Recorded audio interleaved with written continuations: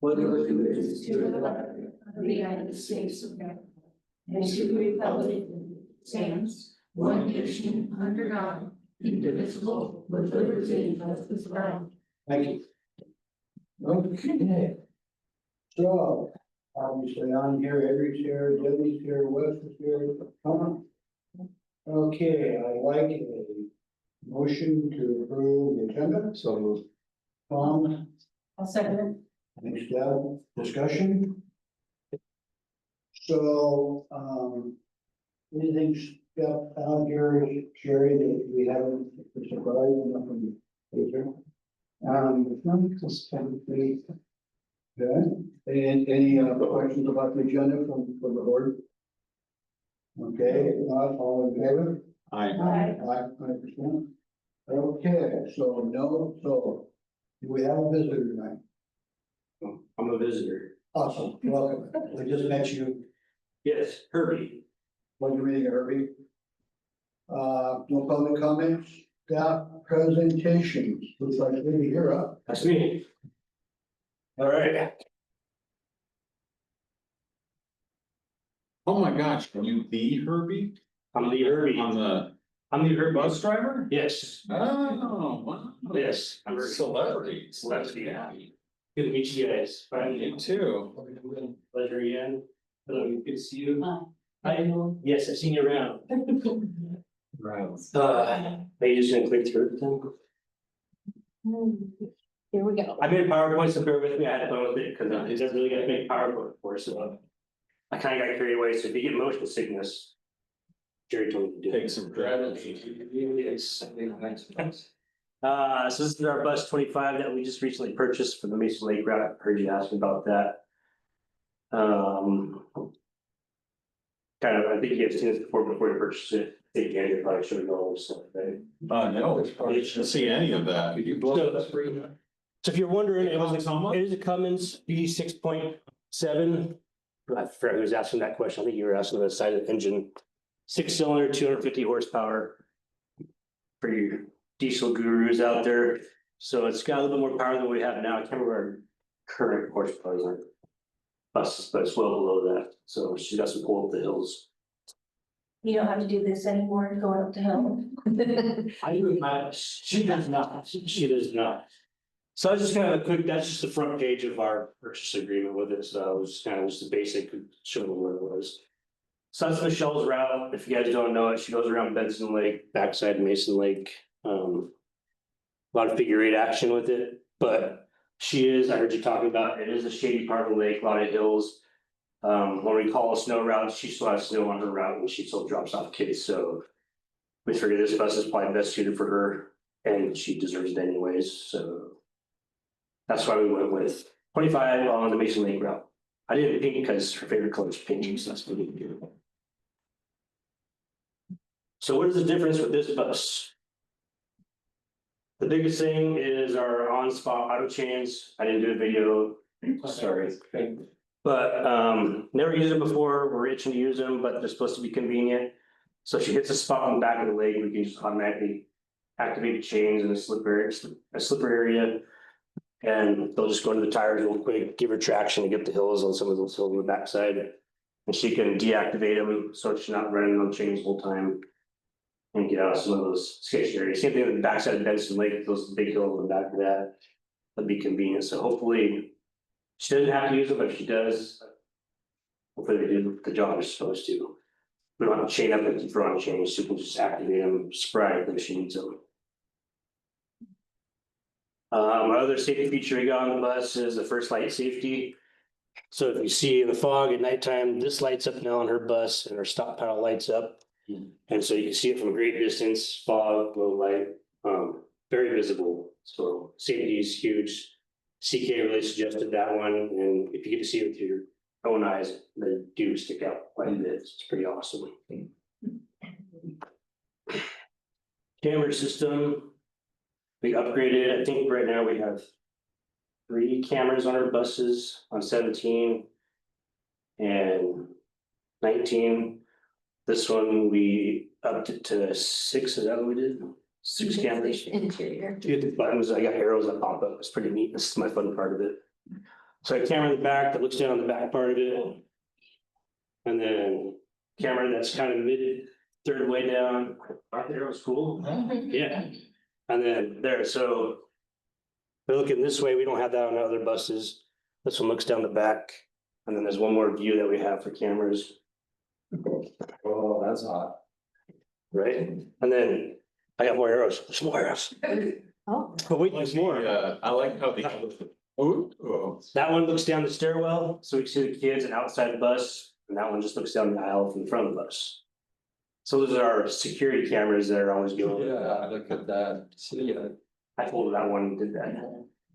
So this is our backup camera, I think one of you got to see it, she activated it for you, but it has our guidelines here, so she can kind of get a distance is about 20 feet, 15, and that one's probably within 6 inches of the back bumper. When she backs up, so she can see where she's at. There's a camera, if you didn't see that. so are there cameras that would capture anybody, blown through the, stop sign? It would be the front, one of the front cameras Okay. in the interior.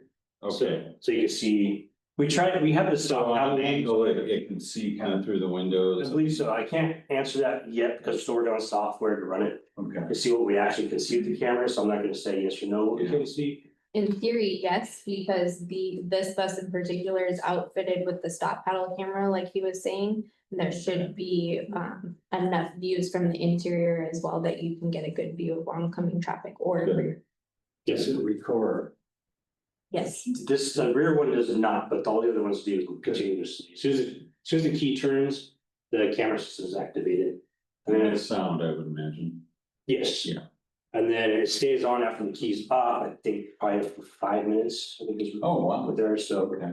they'll still run even with the keys off, so anything happens, when the driver leaves, you can still see what's going on the bus. So it's not monitoring, it's an event of an event, it's backup to, This one's just a backup. I understand, but on the bus itself, there's no sheet, Michelle was showing me there's no screen. But when they're recording. Correct, no, we have to pull the camera, That's- so it's in the view of superintendent, okay. driver. So that way, not everybody can see what's going on, so yes, you have to pull the hard drive out. And then we'll plug into the computer system like laptop and we can review it. So that's the software we're looking at for that. Just, How long does it keep for like a week or does it keep it for the school year? Do you I know? didn't know that, it's a long. it will keep them, I believe, for a year for us, but we have the ability to back them up further and keep them longer. if we need to. And those are, subject to FOIA requests, are they? Are the camera footage? That's a good question. I would, Because, I mean, they're taking pictures of, okay, I would okay, never had that, but I would be shocked if we could keep that. Yeah. so that's probably why we would keep them longer, Mhm. right? No, you're gonna get to the This, cocktail bar. yes, this is a cocktail bar for For the. Michelle and Heather that's coming up. This is all the comfort stuff that we're able to put on it, so the adjustable pedals, the other buses do not have that, so. The shorter leg drivers, she really appreciates this because she can bring the pedals to her, she can drive it comfortably without bouncing on the accelerator. What's your name for it? Yeah. So, yep, adjustable pedals is nice, if you hit it one more time, because Oh, Man. heated seats. right there's a heater seat switch, so Nice. she's been using that the last 2 mornings where it's been about 40s in the morning, she's coming up for heated vest and she kicks on the heater seat. This So, was a very inexpensive option for this. Only worth a couple $100 that it cost. Oh, really? That's it? It was not very much money. Huh. yeah. Did I see a CB radio in the bus? Well, it's our standard radio for school communication. It's yeah, the ones runs basically line of sight. That's how they run. Not CB, we have PA system and we have communication with the school. Okay. Our main radio. Is that almost like a Nextel system? No, it's, I have to check into it, cause Tom Alberts asked me, we used to run off the repeater off the Mason Benson Tower. I don't know if we do or not anymore, so we do not, so it's just It's just car to car, direct line of sight radio communication. Nice. But it works for most of the routes, there's only some dark spots, some very few, but other than that. And then we have one office thing.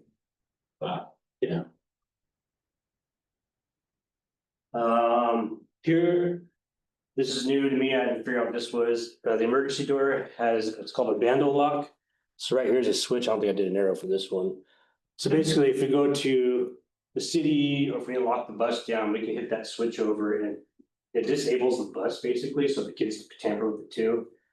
Once that switch is activated over to lock it, you cannot start the bus. Hmm. So, that door, both exit doors have it, and there's a lock on the main doors.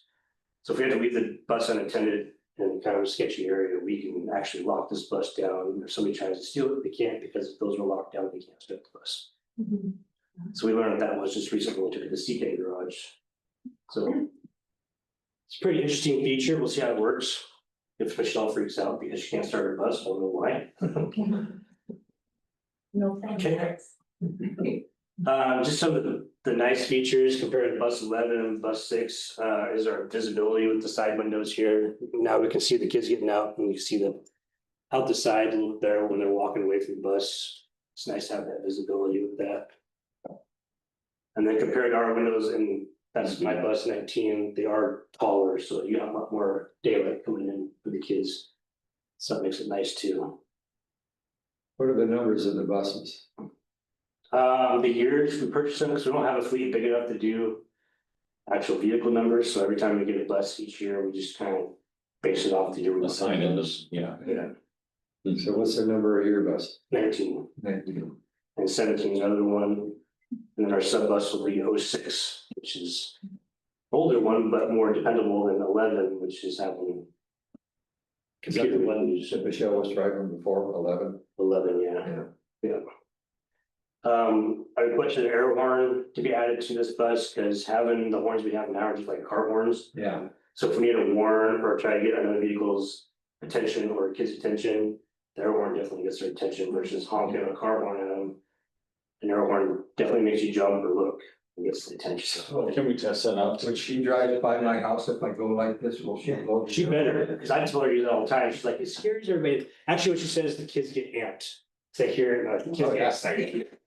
So, So, Yeah. or That's cool. Except for this motion doesn't do that anymore. the kids do all the time on the bus, and they get semi trucks to do it. Yeah. I still give them the honk. Michelle knows what. Truckers, no, truckers like that. So that's all our features we got with that, and she smiles every time she sees the bus.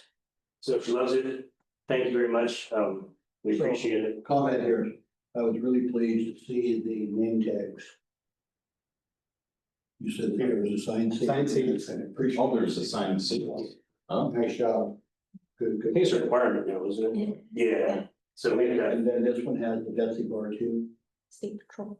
it is, oh, yes, you require that. The Betsy bar was named after the fellow that I used to do business with, his stepdaughter.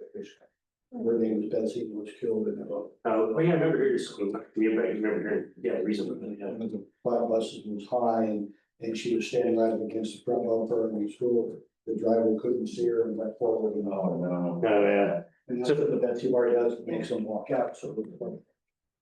If you haven't met our drivers, I know they're in disguise, so you'll never recognize them if you see them in person. But this is Steve, he drives 17. Annie, she's been training us. That guy, you don't even know who he is.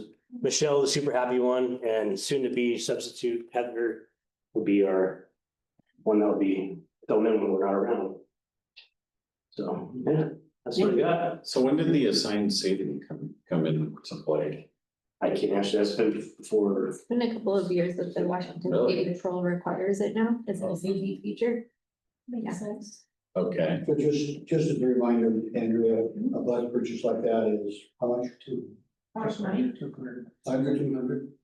Yeah, this, actually, I have it in it was $190,460. You can spend a lot more, but I think we put a cap. We could have spent easily $30,000 more just by fancifying this one. That was a question with the padded seats. Facial, but that was all new since my days. buses. Glad I grew up before it was on buses. So, Sun City. so I think all of you know Annie, she's been around here a little bit, but she's kind of ready to fully retire, and so. That's why we've asked Herbie to step in and step up and do a little more training and start. Nice. Being prepared to be a bus trainer. But he's perfectly capable, and why not develop our own and have our own trainer? Instead of begging in others to make that happen. So that process is still ongoing, as Annie's gonna be stepping away, and then Heather is stepped up to want to participate in our transportation team, and so. She's a parent here and she works in the kitchen as well, and so now she's trained as a bus driver as well, so hopefully we'll have our own. Contained team that can take care of everything, and we'll be shifting some things that Brittany's been working on in transportation over to her. So CDLs, all of you, is that how that works? That was a great PowerPoint. The arrows went in just the right places. Wasn't overstimulating cells, you know. Well, it was really like the one figure where the sun made it look like we had two-toned upholstery. Yes, And I thought that was class, thank you, so. appreciate I'm gonna that. give you the PowerPoint and you can Yeah. make it big. Now, we're going to be a little over the top. Come on in, Herbie deserves it. Thank you. Next time, wear the mask and the cape.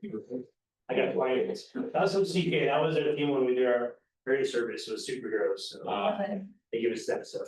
But very cool. Nice job, thank you. Thank you, I'm gonna take off the same for me, but appreciate the time. Enjoy your evening. Thank you for the tour. Okay, goes for me like, student satisfaction. Bated breath that we watch for all these big ones. Sure, let me make sure I grab. Yeah, we're good. It looks like we're probably gonna need some comparisons here. These dates. Yeah, no, just this one. Yeah. Okay, there.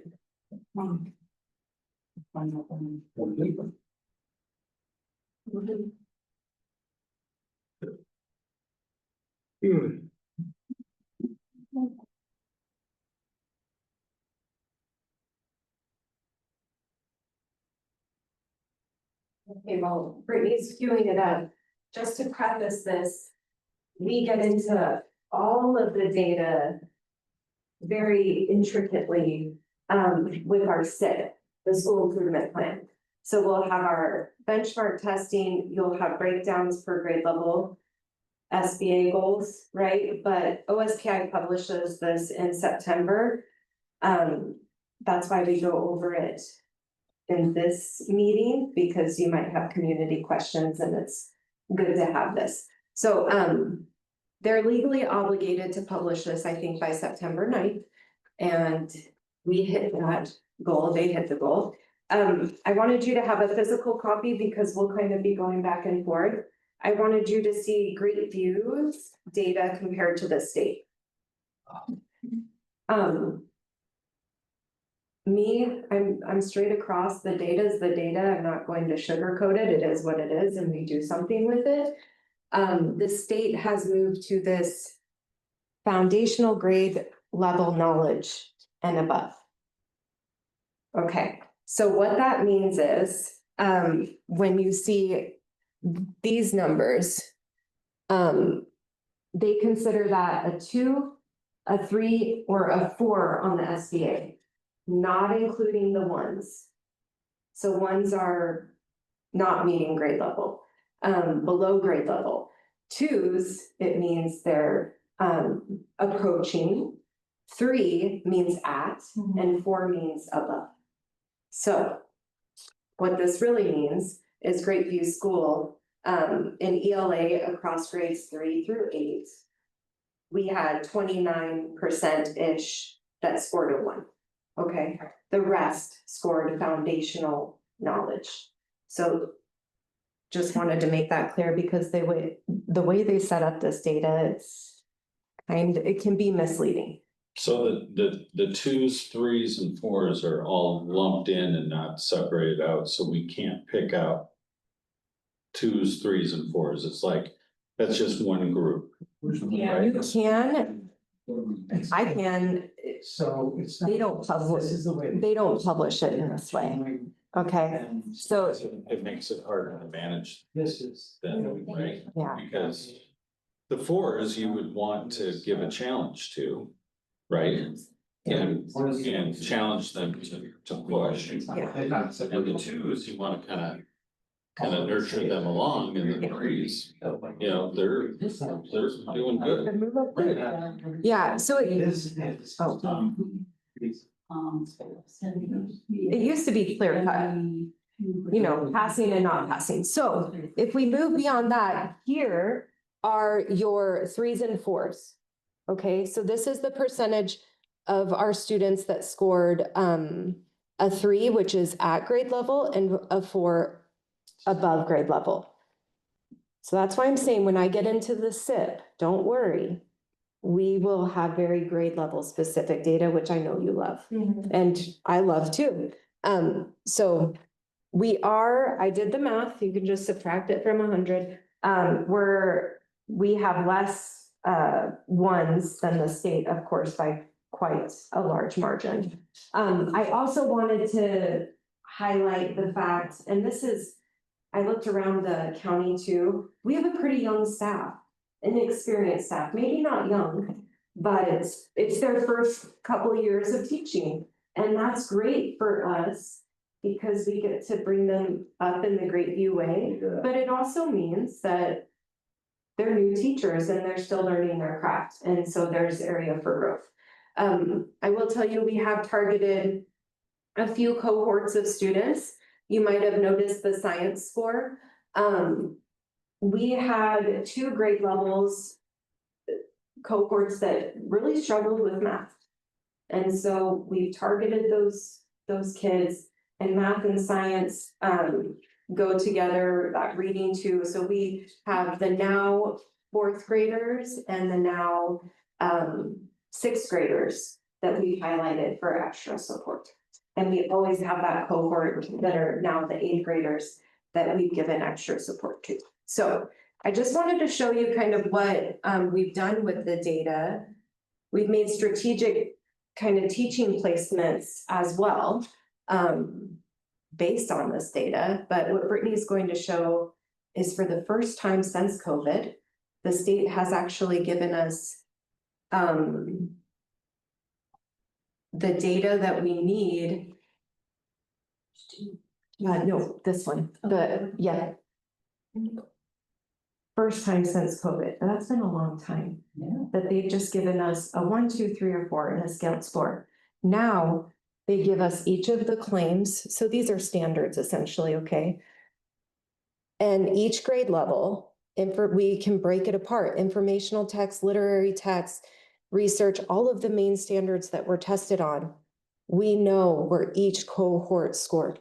So you'll see that 3rd grade, informational text, we know exactly what they struggled with. They were at or near on all of these, but that's where we're going to target. So if you go to, can you go to 4th grade? Just any 4th grade one. Okay. So they had some really strong ones. And we can target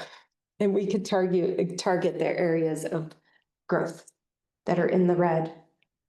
For the first time that's given us this kind of data, which is amazing. It makes our teacher hearts happy because we can do something with that. So. You don't have any guess what to work. No, and they never, since COVID, when I first started, they would give you what they scored on with writing. You would know. So if you just pick a writing tab, anyone, they would just give you a score.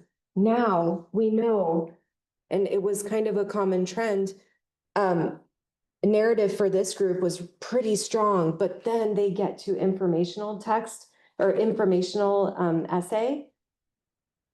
that's where they struggled. The fourth grade teacher is going to work on this. So, like I told you, I'm never going to shy away from data. I'm not going to try to sugarcoat it. We can always improve, and this is how we do it. That's the whole purpose of putting our kids through this testing. So now, from the Nick days, and I distinctly remember Nick and Hannah, we basically had an Excel spreadsheet with each student, strengths and weaknesses. Does this replace that, or are we running school to that? No, if I could find maybe the column, since this is public record, but if you want to see that Excel spreadsheet, I will show you. It's incumbent, it's, yeah. Okay, again, I'm Yeah. just asking knowledge, I don't wanna delve into this stuff, this is. It's bigger and better. You have a lot more things on there. So that's always a working document, the MTSS spreadsheet. And I'll go over a little bit of that in the SIP, because that's an important part of this plan too. See, it's something that gives me some heartburn. And Yeah. this attendance, you know, we, Yeah. in the old Josie B days, I remember the metric on the wall about 94, 93%. Now it says that we have 73% of our students attending 90% of the time. Yeah, but I want, so look at the year though. It's 23-24. Oh, They're required to update certain parts of this. Okay. Other parts, they don't have ready yet, so. We know where our attendance is at, we're still doing attendance meetings, we have the counselor now, who's also meeting with families. With attendance, we're also pushing through truancy petitions. For our kids that are chronically absent, so that's something new I've learned.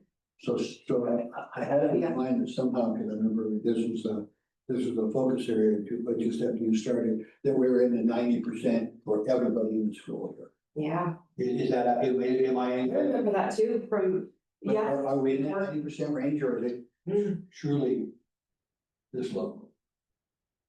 I'll get back to you on that, I don't have the exact, Again, I'm just trying to make sense, this is yeah, surprising. yes, and. This is, from what I've looked around the county.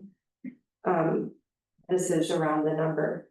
But it's students attending 90% or more of school days, so. I'll get you a number, yeah.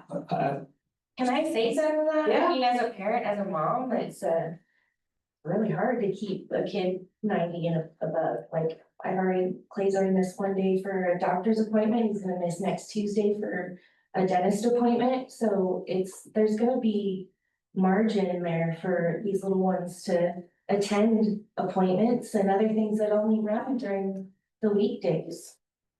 And also, Les, I'm not sure of the metric that the state used at that time, and if it's changed, and I'll research that, but our kids do come to school, so to give you an idea, attendance letters wise. We've only had one, just one, our kids are coming to school, Okay. How many school days? 180, 100, okay. All right, The so 18 days Yeah. is what they can miss.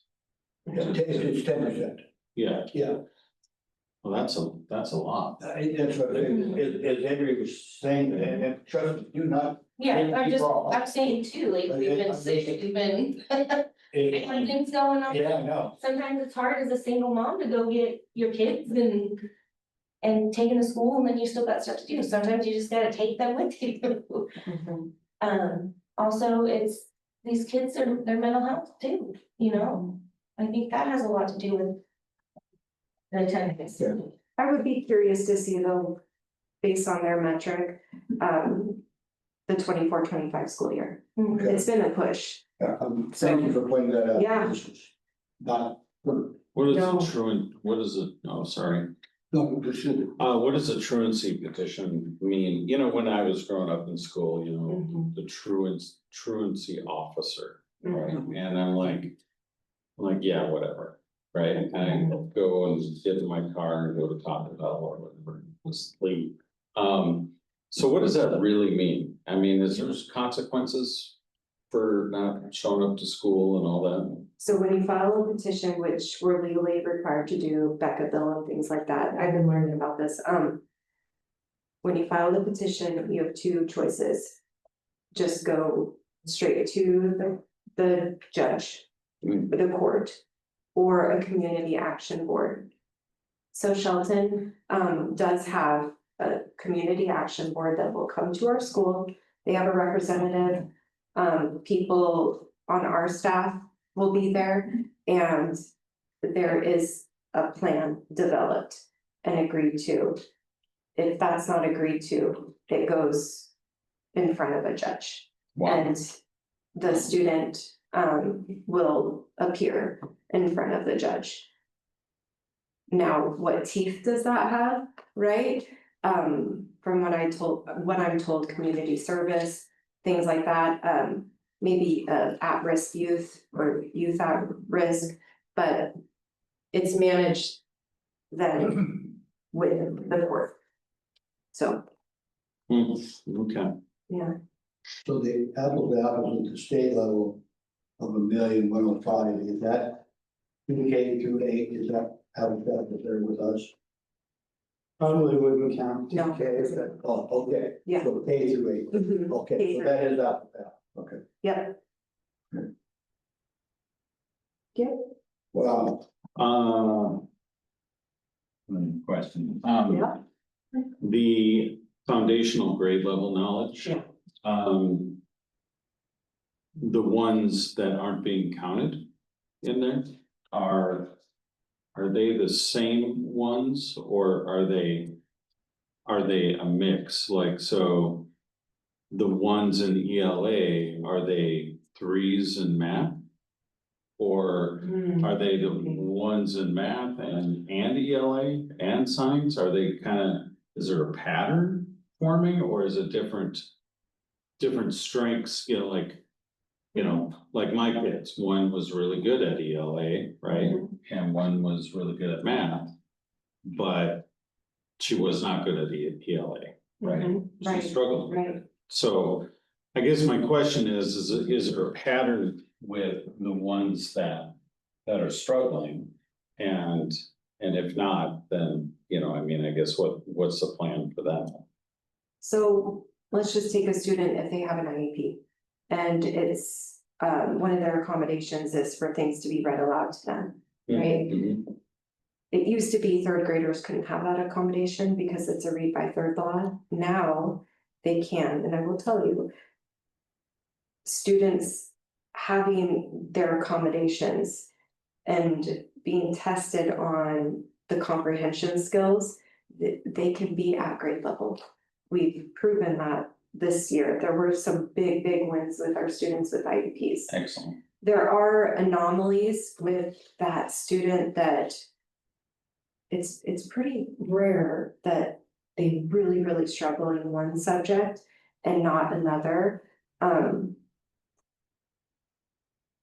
Yeah, Okay, but we know who those kids are, so like, there's some commonalities. yeah, there. yeah, Okay, and a lot of it has to do with reading. Right? If you can't read the word problem, then that's to do right. the math.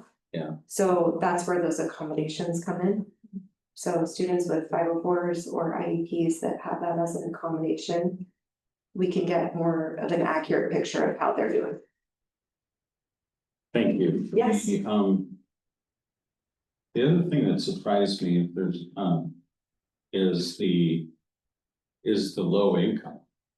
Statewide, it's right around 50% in Washington State Mhm. and almost 52% in Grapeview. That just to me that's just very surprising to me. well, but that is not new news, because I thought when we were doing the lunch program, that almost 50% of our kids say, now all meals are provided now, correct? Correct. Okay, all right, so we are tracking that piece of it, please. We're still doing the applications, the food service Oh. applications, as well as if they're direct service. So if they already have the food benefits, then they're automatically counted. But if I feel like it's probably been trending up a little bit. In our community as for the low income. Right, so. Since I've been here at least. And to go. But yeah, okay, Question, Yes, what is the English language learners majoring? say that one more time. What are the English language learners what? Yeah, what is it measuring to come up with this number? Oh, so if we give a home language survey, which we're legally required to do upon registration. If the family selects that a language other than English is spoken at home, we have to give them a screener. If they or if they come to us already identified as an English language learner from a different district, I code them in Skyward, and that's where they're pulling that number from. So last year, we had one student graduate out, but we have 4 English language learners, and I will tell you, 2 years ago was the first time we had an English language learner. So it's the percentage of the student count Yes, that is in English language. yeah, Basically, English coded. is a second language. Yes. Yeah. They're not quite bilingual, right? Because they're learning English. And some of them are learning Spanish too, honestly. Because they speak so different we're only dialects. talking 2 or 3 students, so. 1%, 220. Yep. Okay. So it's a very small number. Very, yeah. So then we're able to handle that on site, that transition. Mhm. Okay. Actually, we had a staff member really interested in this, and we found grant money, and she's getting her endorsement. She's been here a long time. She's the intervention teacher. It fits beautifully with her job description, and it's an asset to our school because going through the program review, they identified no one has this credential. They're not going to give you money to make sure you have this credential, right? So we had to find some money, and she will be on staff, and it checks the boxes, and she'll have the knowledge that to do that. And she's loyal, and she loves to be here, so, Wow. yeah. Well, Maybe we could start teaching Spanish to the English speakers. you know? Laura Casey? Yeah. Cervezos, por favor. No. so now, what you're saying now, we will have we've had a lot of metrics given to us in a more, different format. We're Different, gonna see the same format that what we've been reporting out in the past as we go forward with the study. yeah, this is kind of always how the report card is presented, other than this kind of skew on this. You will see very grade level specific data with our SIP, because that's how we create an action plan. So your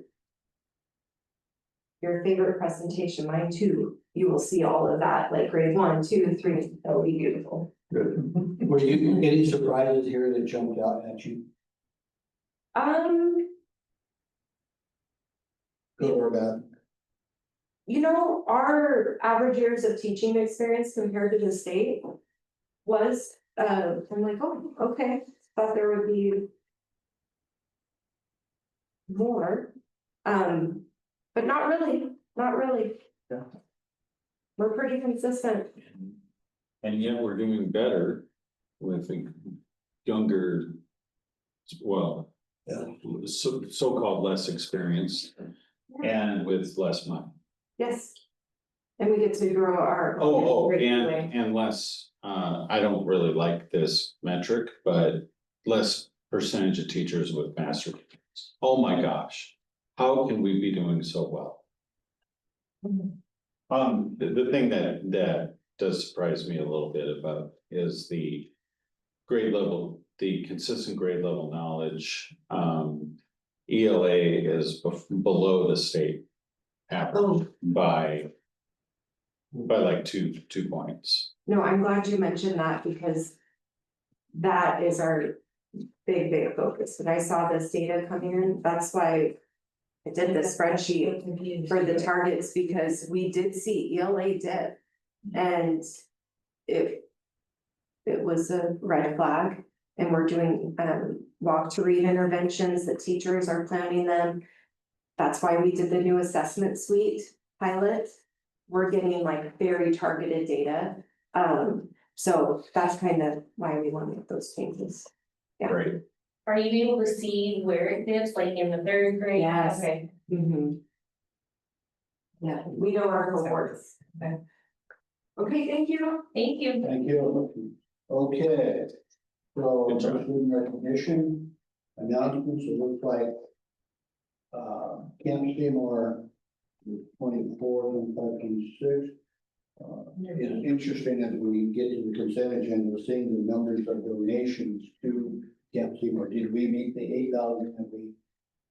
You're going to have to look for my border. Oh, I'm at a lot. We're waiting with bated breath. And then, no school student staff development day, and then our next board meeting is the 22nd of October. I would like to just say that I may or may not be. I'm definitely not gonna be in person at that meeting, I'm traveling, Okay. and so I will try to zoom in if possible. Okay. So just a heads All up. right. I will be out of town. And Tom will be out too, so we will appreciate your oversight if we can do it remotely. Yeah. Okay, so we're down here to the consent agenda. I'd like a motion to approve the consent agenda. So moved. Wes? Did I hear a second? Henry, okay. Discussion. So when I went through this, I was extremely, well, first, the employee contract, the sheriff, was like, she gave me notice that she will retire January 31, 2026, in November. Lots of donations along the Camp Seymour, which is really cool to see.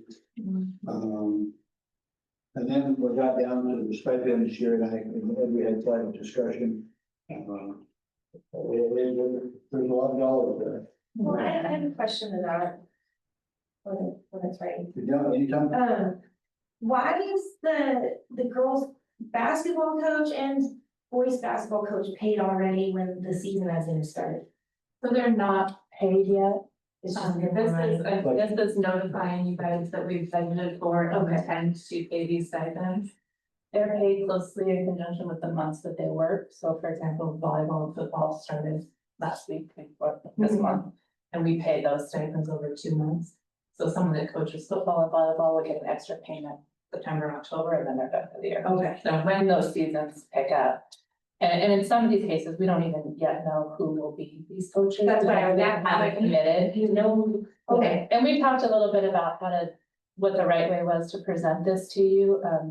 Historically, I've seen, just all my history is last year, right? These were sprinkled in throughout the year.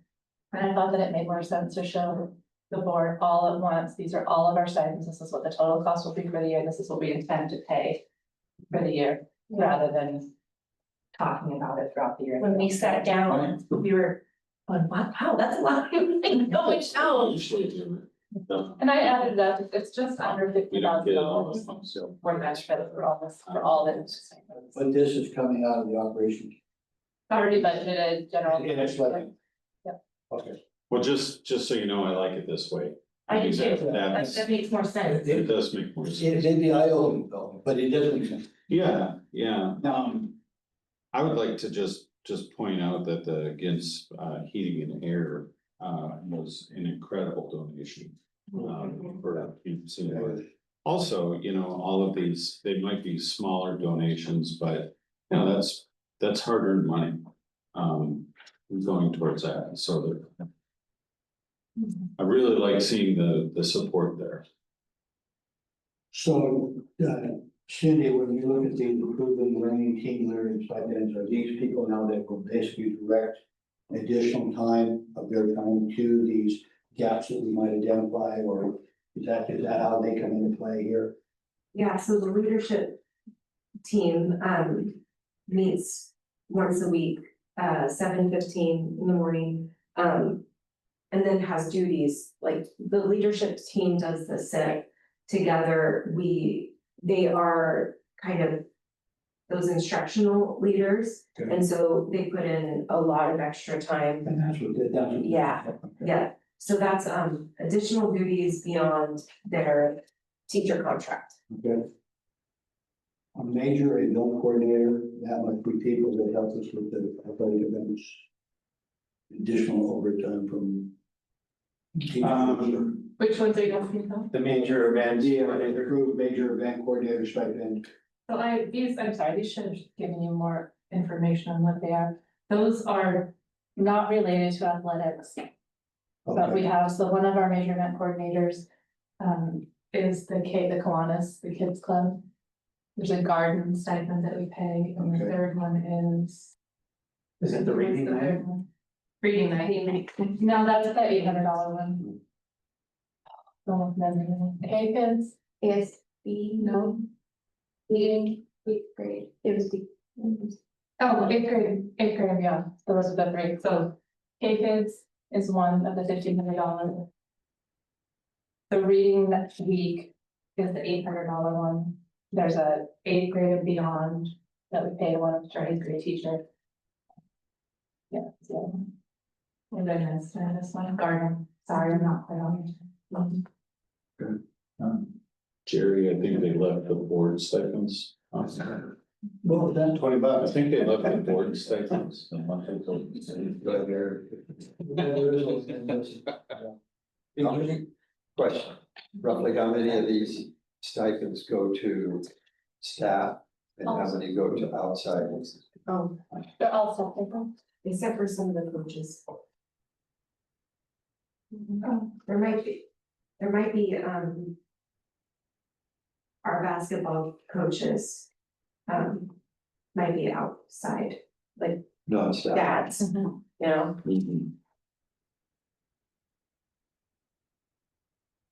Boys basketball and one other, is it the assistant boys basketball? Yeah, just boys basketball, I think, are not staff related.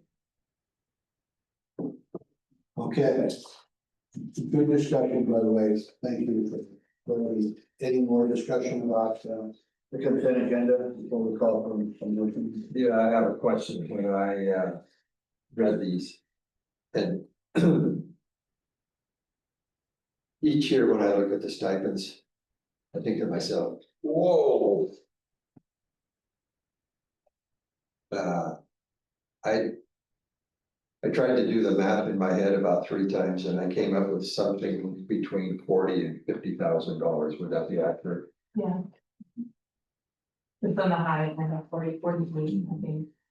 So what percentage of the staff payroll would this be? So this is above their regular payroll for their contract work. Mhm. So is this another 2% or 1% or 5%? That's impossible to answer. We have paraeducators with an annual salary in the $30,000 range, and then teachers with an annual salary approaching 120, depending on their experience, so it's Yes, just, it'd be it's very a small. wild, Yeah, if I took, let's just say a $50,000 salary. And a $1,500 They have stipend. like a $3 million cost to run the school. So this would be just Very small. So for a $50,000 salary employee that had a $1,500 major event coordinator stipend, it's like 0.03, so 3%. Okay, yeah, okay. that helps me put it in perspective. Good question. So below our percentage. Wonderful. And it's a fairly cost-effective way of, if you take the coaches out and leave all the other stuff in there, in a larger district, these are full-time Right. positions, people doing these jobs. We have a small staff, we have to wear many hats, so this is actually a very cost-effective way for us to get this additional work done. It doesn't quite fit within the employee's workday, but it's still work that needs to be done. And I think it's important to remember that now, just the last few years, well, we've been around that long. Yeah, the athletic teams have been getting better, so fewer 7th and 8th graders have been transferring out to go to other schools. because our athletics are good. Isn't that true? That's the thing. I think so.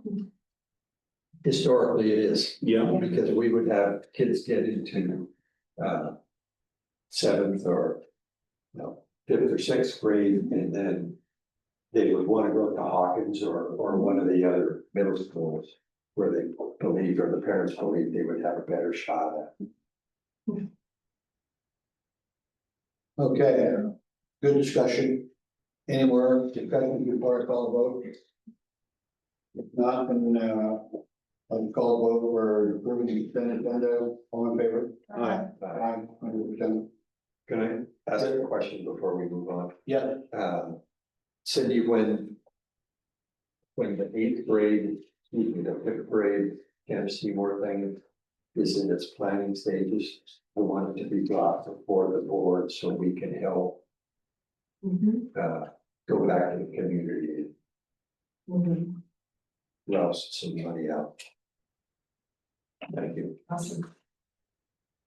okay, so it looks like our next agenda item.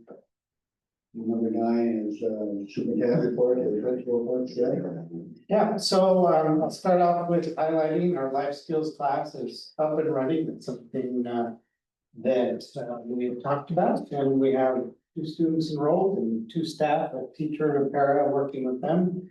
And it's very hard work. I check on Julia every day, sometimes multiple times a day, to let her know I'm super glad she's here and to help her in any way we can. And they are getting to know the kids, because kids don't always tell us what they want, right? So they have behaviors or actions that they try to communicate. And so that's, I think it's going well. It's right at the beginning. We're getting more materials and more resources for them as we progress in building the program and trying to do as much as possible for getting them out of their room and being around other kids as much. as we can. just for clarity, this is where special needs, where we used to farm out. Correct, and we used to pay, Agenda. yes, one of the children, we had a contract with North Mason and paid approximately $100,000 a year to serve there. That child is now back with us, and parents are ecstatic about that. And then we've added one more student, that's 7th grader that's in there, so. As far as how that whole numbers work out, that's, still Kind of remains to be seen. remains to be seen. How much money we can collect from, safety net is uncertain. But we do have a legal obligation, and frankly, I think a moral obligation to teach our children as best we can. We had an opportunity with the staff person that was available to do this, and so we did. So, Aaron? Could you give us a brief description of safety net funds? Yeah, so what the state has allotted a large chunk of money, many multiple millions of dollars for safety net. And then as a school, you have, we're obligated to provide what's called free and appropriate public education for every child in your district, right? And it doesn't matter the cost, you have to do this, right? And so we get basic ed money for a child, and then we get special ed money for the child. But that doesn't always cover all of the costs, right? Because there's a lot of needs sometimes. And so we have to write the IEP and organize our services in a way so that we can demonstrate that that cost is associated for that child. And then we can apply to the state and say, we are asking, this is how much more money this child cost us than what the state allots us, right? And so, I think we've done a pretty good job the last couple of years of going through that process and getting money from the state and above and beyond what they give us, just standard proportion. And so, every school district is applying for it. Because every school district has kids that go above and beyond the cost. to serve them. And so, there's a committee that, looks at your application, looks at your costs, looks at the student, looks at the IEP and make sure and, that everything lined up, and then they will allot you a certain amount. I think we asked for $60,000 last year, we got 45. Yeah, and, we got a little bit more the year before. So, and it's a significant help. Even then, it doesn't necessarily fully cover those costs, but, it gets us a lot closer. So in simple math, as I remember, the child looking to North Mason was like 110,000 a year. We would get a state complement of like 10.5. Plus the spend, so it's about $35,000. We would get, so we were out of pocket 70,000 or so. And that would come out of our levy. Yeah. Okay. And then we have also applied for safety net and got another $60,000 that first year, so that gets thrown into the mix of our support for that kid and a couple of others that were in the primary. So then the cost of the life skills full-time equivalent is what, 70,000, 80,000? We have a full-time teacher who is new. Okay. And we have a parapro in there. So it's collectively 100,000 to them. Probably a little bit more with benefits included, but the Okay. teacher's first year, so she's the lowest paid on our I salary. did the point that West May is, I mean, we're really close to the apples to apples here. Cost versus outside costs. Well, but she has how many students in her? She has 2 students in her classroom. And the outside cost was for 1 student. Okay, so actually 20,000, 21,000, okay. Does each student require a para? Depends on her IEP. An IEP team would determine that. Okay, well, I think this is a move in the right direction, for sure. Much to you guys' credit, but we're anxious to see how the numbers fall. All right, I so. think the added benefit here is, you just said the parents were ecstatic. Yes, they have lots of other relatives that go to the school here. And you're talking about the continuity of the kids being in a recognized. Yeah. So it's all direction in the right direction. A sibling gets to walk down, you know, a lunch tray, you know, it's really sweet and nice. They're ecstatic. Well, not to mention before, well, your child can't come here and you gotta go to North Mason. It almost sounds like we're rejecting them, right? And I mean, the reality is we didn't have the ability to do it, but it sounds like a really, really good thing that we're doing this. We just need to manage it right and, but yeah.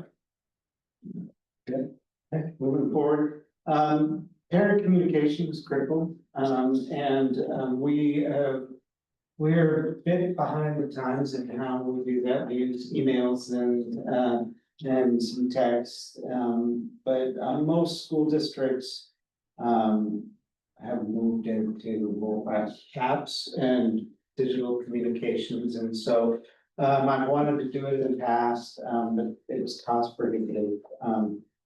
So I approached them again this year, talking about using to see what it would cost to sign up for Parent Square, which is an app that parents would have on their phone and allows us to communicate with families. And also, one of the reasons it was the linchpin for me is that it's going to allow us. So we are required every couple of years to do parent surveys, and a couple of years ago when I first got here, we used CEE as a survey company to reach out to families and collect information about their views of the school and their involvement, et cetera. And so we're required to do that anyway. And so we can use Parent Square for that. So CEE cost us $3,000 or $4,000. And so now we can enhance our communication with parents and fulfill one of the needs that we're obligated to do anyway. Most of our neighbor schools are using it, North Mason uses it, and so it's just a natural progression for us to sign up and use Parent Square as a kind of a modern mechanism for communicating with families about a whole variety of things. There's a demo video I wanted to show you briefly. So you can kind of have a idea, most for families. So it's kind I think it's, scroll down, I think it's at the bottom.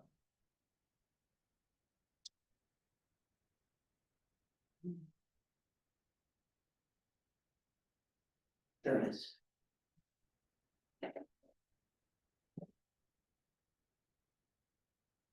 Can this be accessed by the website as well, if you don't have the app?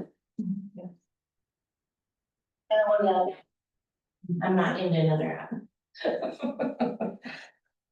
I will say I thought that also, Edry, child goes to South gets up. And I'm very much of the kind of old fashioned parent mindset. I finally conceded to have a parents for app and I love it. It pops up notifications, I can message my student's teacher. We in the past used Class Dojo there, which was. A lot of music districts out use too. it. It's pretty cool what it does. It allows for a lot of data collection and us sharing data. And it's easy to use. From a parent's Who perspective. collects that data? Where does that data go? Like it's the data we would want from, we could send out surveys, we could send out, information on, class school photos. We could send requests for the free and reduced price meal application, reminding families to get them in. When I say data, I'm just meaning all the stuff that we have for the families in that, not student. Yeah. It goes right to the NSA. It's easy to use as a parent, it's very. So can I just ask a really dumb question? For years, we've been talking about Skyward. Isn't that an app? That's what I was wondering too. Same thing, right? Skyward is our student information system. Okay. And that's where That's we okay. keep all of our data, attendance and just grades and addresses and order, that's all the student information system. And it is there. It's not a good tool in terms of communicating with families. I mean, we can send them an email, right? Or we can shoot them a text, but families love this, and it's just a more modern system for connecting with families and communicating. I could have swore over the years I've heard people say, well, you know, the parents will just check Skyward. And I'm like, oh, that must be an app. For the report cards, yes. For Okay, grades. That's one way communication, like, yeah, she's pushed out to parents. there's no, like, yeah, okay, all right. This is our first go with Parent Square. Yes, Before we were using the email. email. How much a month is Parent Square? Or a year, $3,000 a year. when email's free? Well, email is free, but it doesn't work. So, for most, so. Could we maybe get parents to get it for free and have in-app purchases? Believe it or not, you can. Oh, God. Believe it or not, some districts Just that kidding. use a full scope of transfer have used it for fee collections for districts that charge fees for things. There's a whole integration of athletics and paying fees. Can we use it for like, show tickets and that kind of thing? Districts can. We don't have a need for everything that it does, which is why our price is lower. They have a scaled price cost. A bigger district that Okay. uses more would cost more. But like Gary said, the community engagement surveys that are required by law to do, those programs cost us about the same as this anyway, if not more. Huh. So So your child with like chocolate milk, huh? And it automatically. Add to your wallet. So, all right.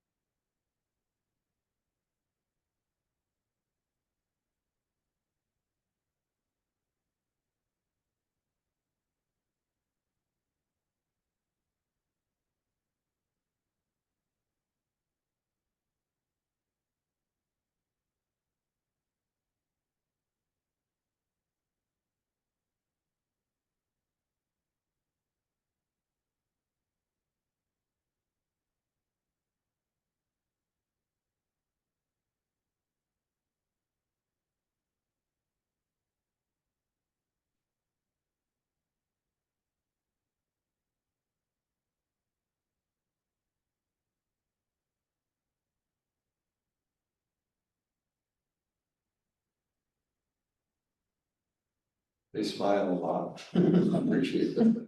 I'm disturbed at the underrepresentation of white people in that video. So, That looks really neat, actually, Yes. and so like snow days and things would get pushed out through that and notification. yeah, Especially with North Mesa. North Mason uses it, and does Shelton use some different tool, or do they use the same? I don't know, it's kind of a standard next step in communicate with families. You know, So, we will begin, we've ordered it, we hope to kick it off January 1. There's gonna be some training and some orientation, probably kind of a slow start as parents get used to it. But as you heard firsthand from a parent that uses it, is a very easy way to communicate and interact with the school district.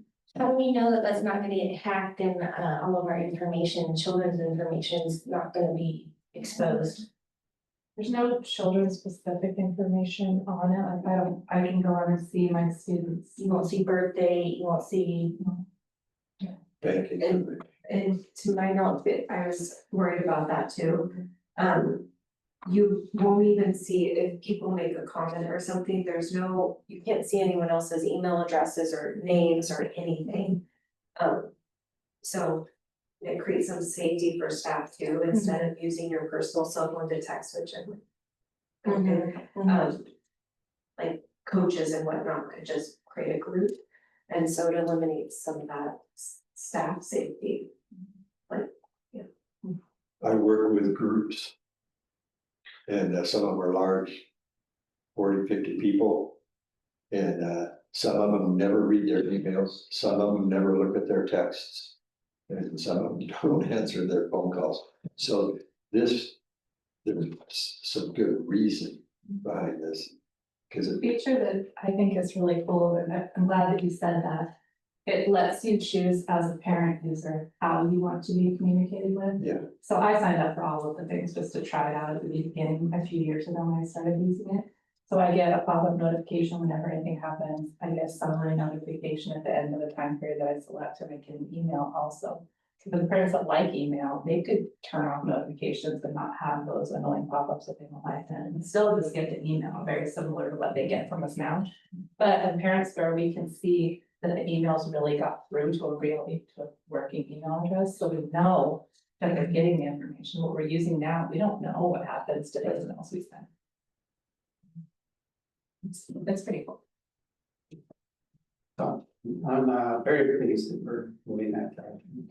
The next thing, obviously Sherry, you saw Sherry's retirement coming up.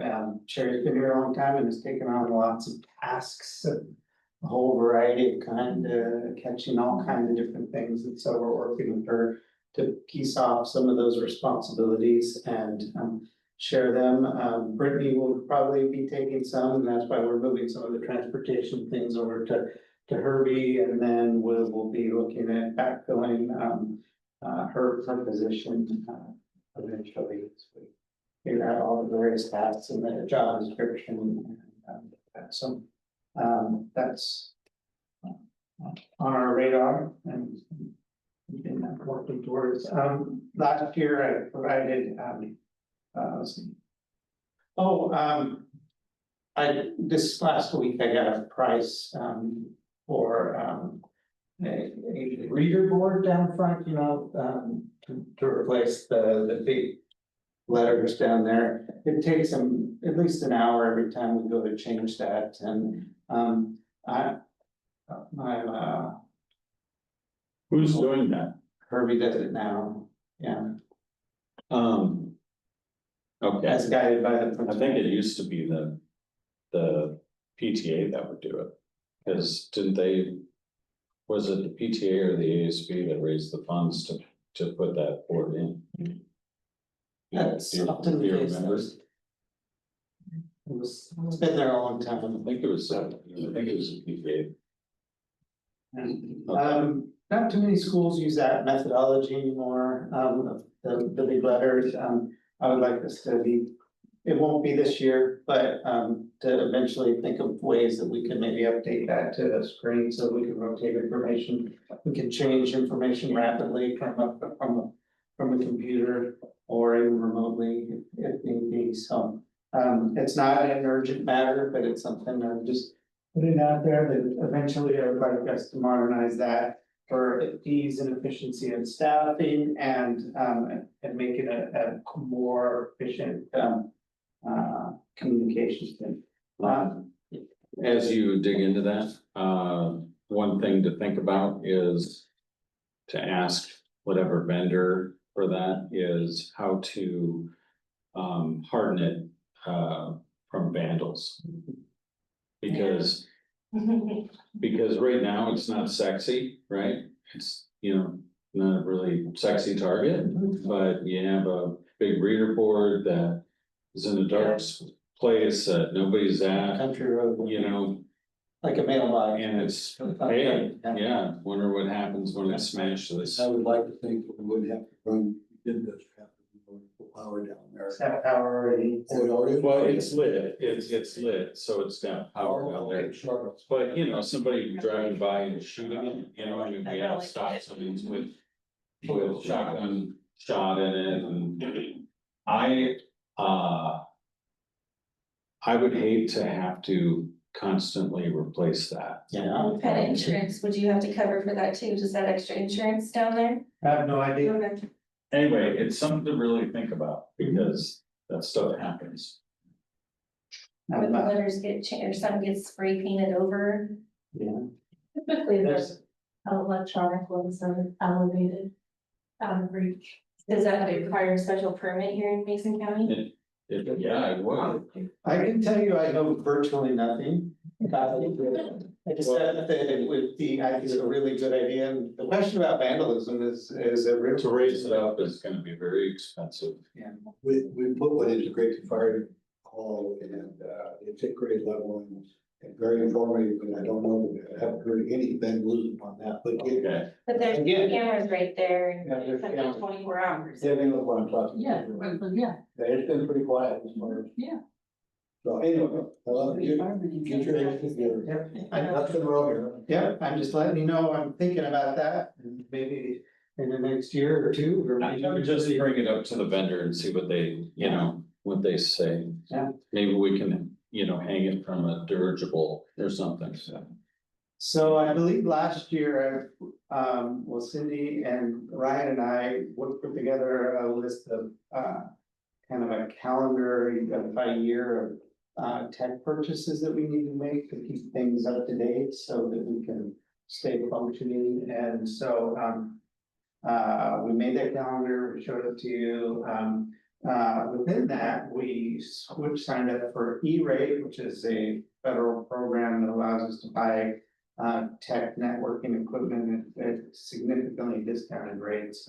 Also allows us to get our internet at a better rate. So Ryan is putting together those lists of things that we need to purchase, and so that we can be on track with the dates that I showed you previously, so we can keep all our equipment up to speed and operating, because looking at schools for depend pretty heavily on technology. So Alyssa's law was passed, and it has I filled out a survey information for the state recently on our security measures.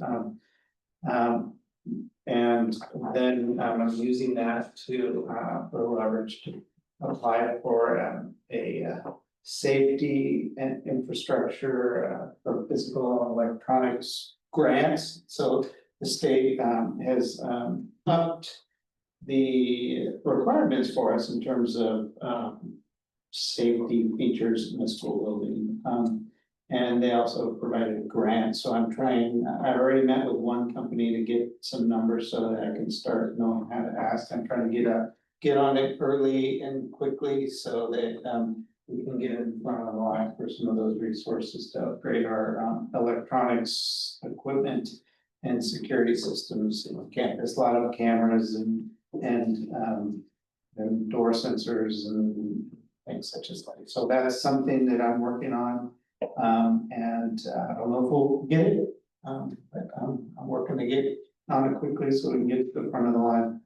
For that, I think this year they allotted about $6 million in the state for that, and that's not, sounds like a lot, but when you look at all the schools, it's not very much. So I wanna, trying to get in mind for that. We will be, hopefully next month, have a list of items to surplus for you next month for approval, and it'll be one of the buses and probably a list of miscellaneous other small items too. Bus 11 by any chance? Is it 11? Yeah. One that's sitting down there, it still looks clean and nice, but it's got some It's going uphill. struggles under the hood. As you know, we do each month a character strong assembly, and the kids quite enjoy that. The ESD reached out to me and asked me about coming out for some event in which we engaging students in leadership and involvement in activities. And so Character Strong, we do have it was our 8th grade leadership class. It was kind of helping lead some of the assemblies and programming. We have a leadership class in 5th grade and a leadership curriculum with Character Strong, that's 5th grade, right? So they're gonna we're shifting that to them to help us lead some of that, and the ESD is gonna come out and recognize those children for their engagement and leadership and give them some recognition and take some pictures and highlight Character Strong program that we have going on. Will they be here for one of your pep rallies? Yes, that's Excellent. yeah, so it might be the soup, I'm not positive, but some of their leaders will come and take some pictures and highlight the work we're doing with Character Strong, which in my opinion is by far the best, most proactive social emotional learning curriculum out there. And one thing for us, I invited the president and founder of Character Strong to come for this. Good. So he's a really nice man. I've met him several times, and he loves stuff, and like Taps is where they're at. So I heard back from today, they're like, what's the date and time? We'll see if he can come. So hopefully he'll be able to come. He's a really neat man, and I'd love to see the zeal and enthusiasm in which his work is being embraced and effective it's having on our students. And that is my report. Thank you. Yeah, you sure we don't have more questions for you, or? I just want to say one other thing. Did I do that to the previous speaker? I think so. It's really important for the board to know which activities and events and things at the school are happening and which ones are appropriate for us to come to. And we can maybe talk about this at the retreat, but It's a good talking point, I like that. yeah. Gary sent emails last year. Yeah. He sent emails. Yeah, I sent a calendar last year, that's because it was on my work, so, I would take stuff from, Hannah's work. Email to the staff and send it on Friday, because she was saying on Friday. She, does hers on Sunday night, and then I'm at my other school, and I haven't been sending those to you this year. So, So we'll figure that you two will team up on it. so, we were working on it last year, and we just haven't figured it out this year. It's powerful for a board member to go to school events, and it's power for the board member, and it's powerful for the staff and the students. Yeah, the community as well. Next. Okay, Gary, thank you. Cindy. Okay. Character Strong Assembly is at 2:00, October 28th. It's okay. What? Yes. Just wanted to highlight Heather Beck. You saw her in the picture. She does the bus now, kitchen. She's bakes the best cookies. But she also is our photographer, and she gets some kids that sometimes are hard to capture.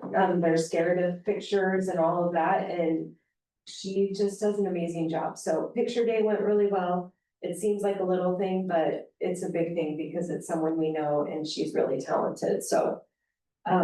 Speaking of sports, we played the toughest team really in the league, St. Mike's. For our first game, that seems to be happening, but the coaches said we held our own. So they were ecstatic, it went really well, it was packed here last night, so hats off to the coaches. And our next game is away this Thursday at Evergreen Christian in Olympia. And if you guys want the calendar for the sports, I will get that to you before you leave. And then our students left for camp today, they were super excited.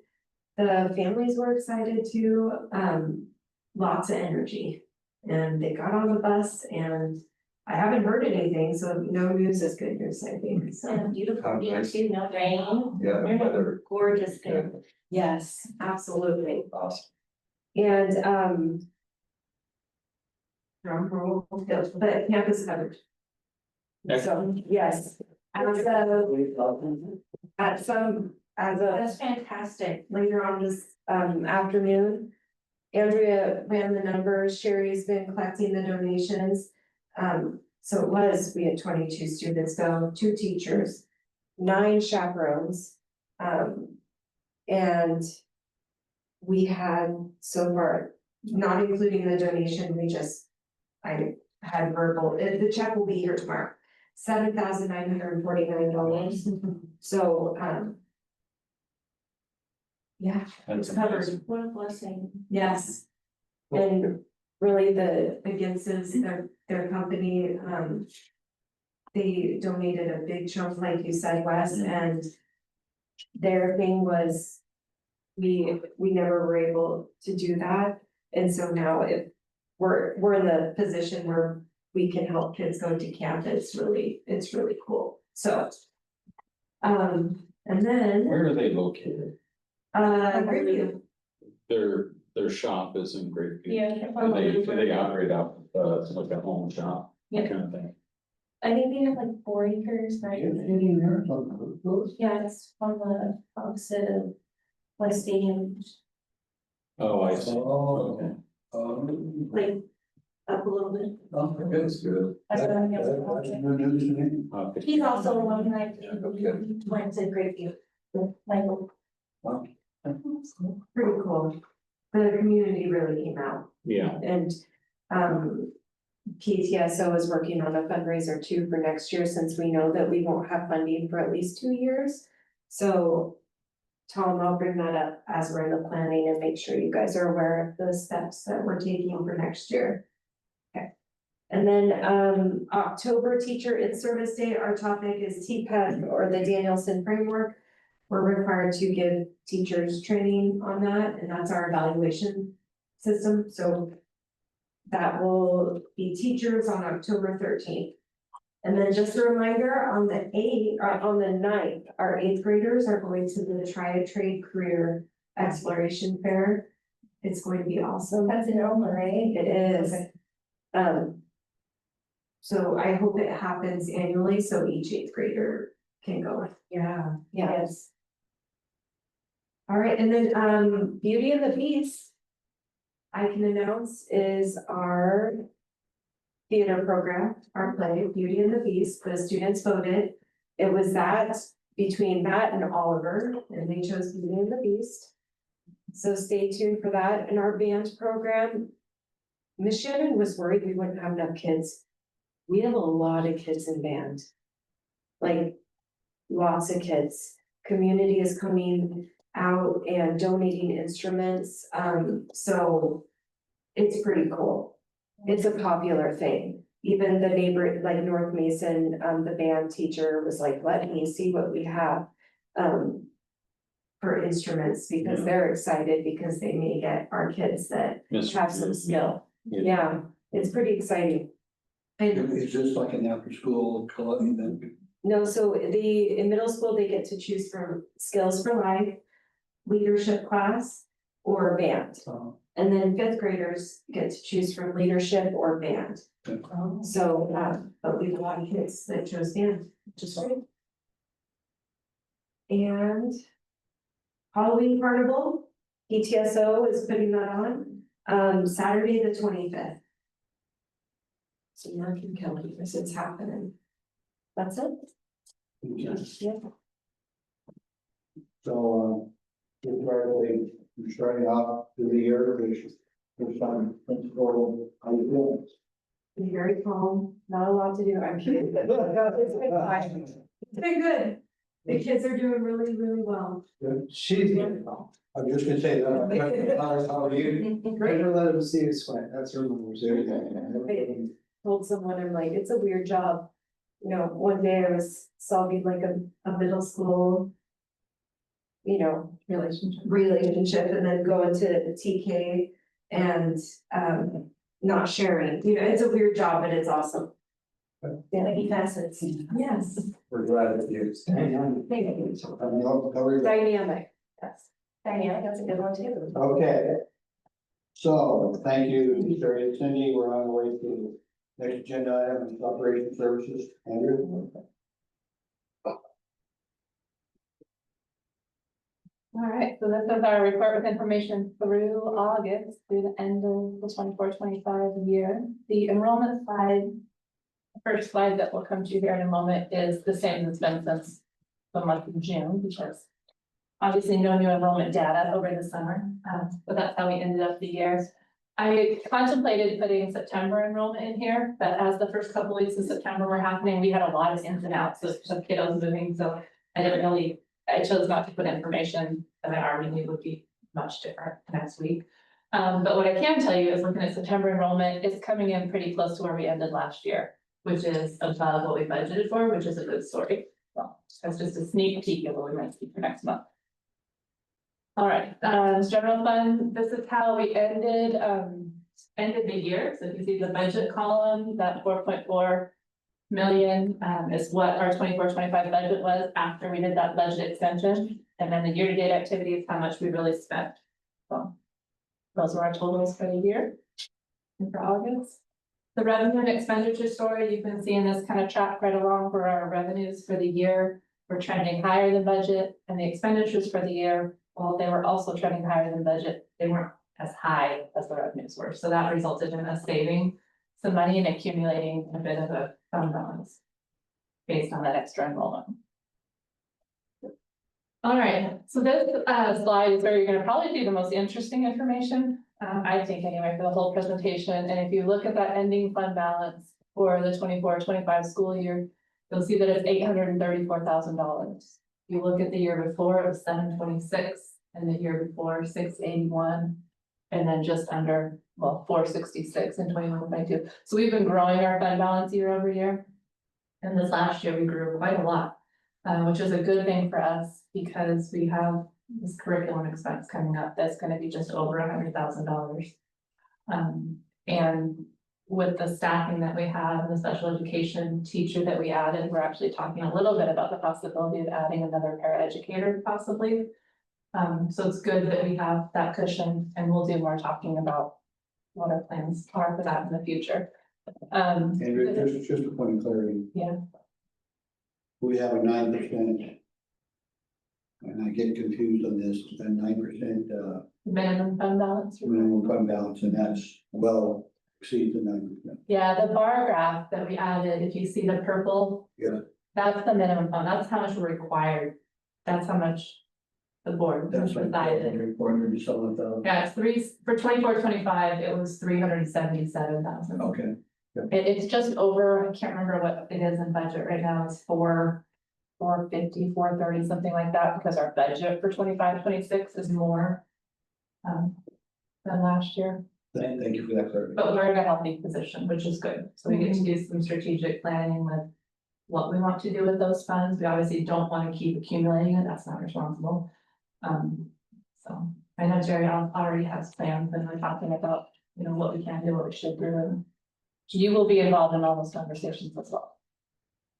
The TK revenue, that little green bar that you see at the bottom, we do have some funds that we receive that are earmarked for specific things. We have to spend these dollars on these things.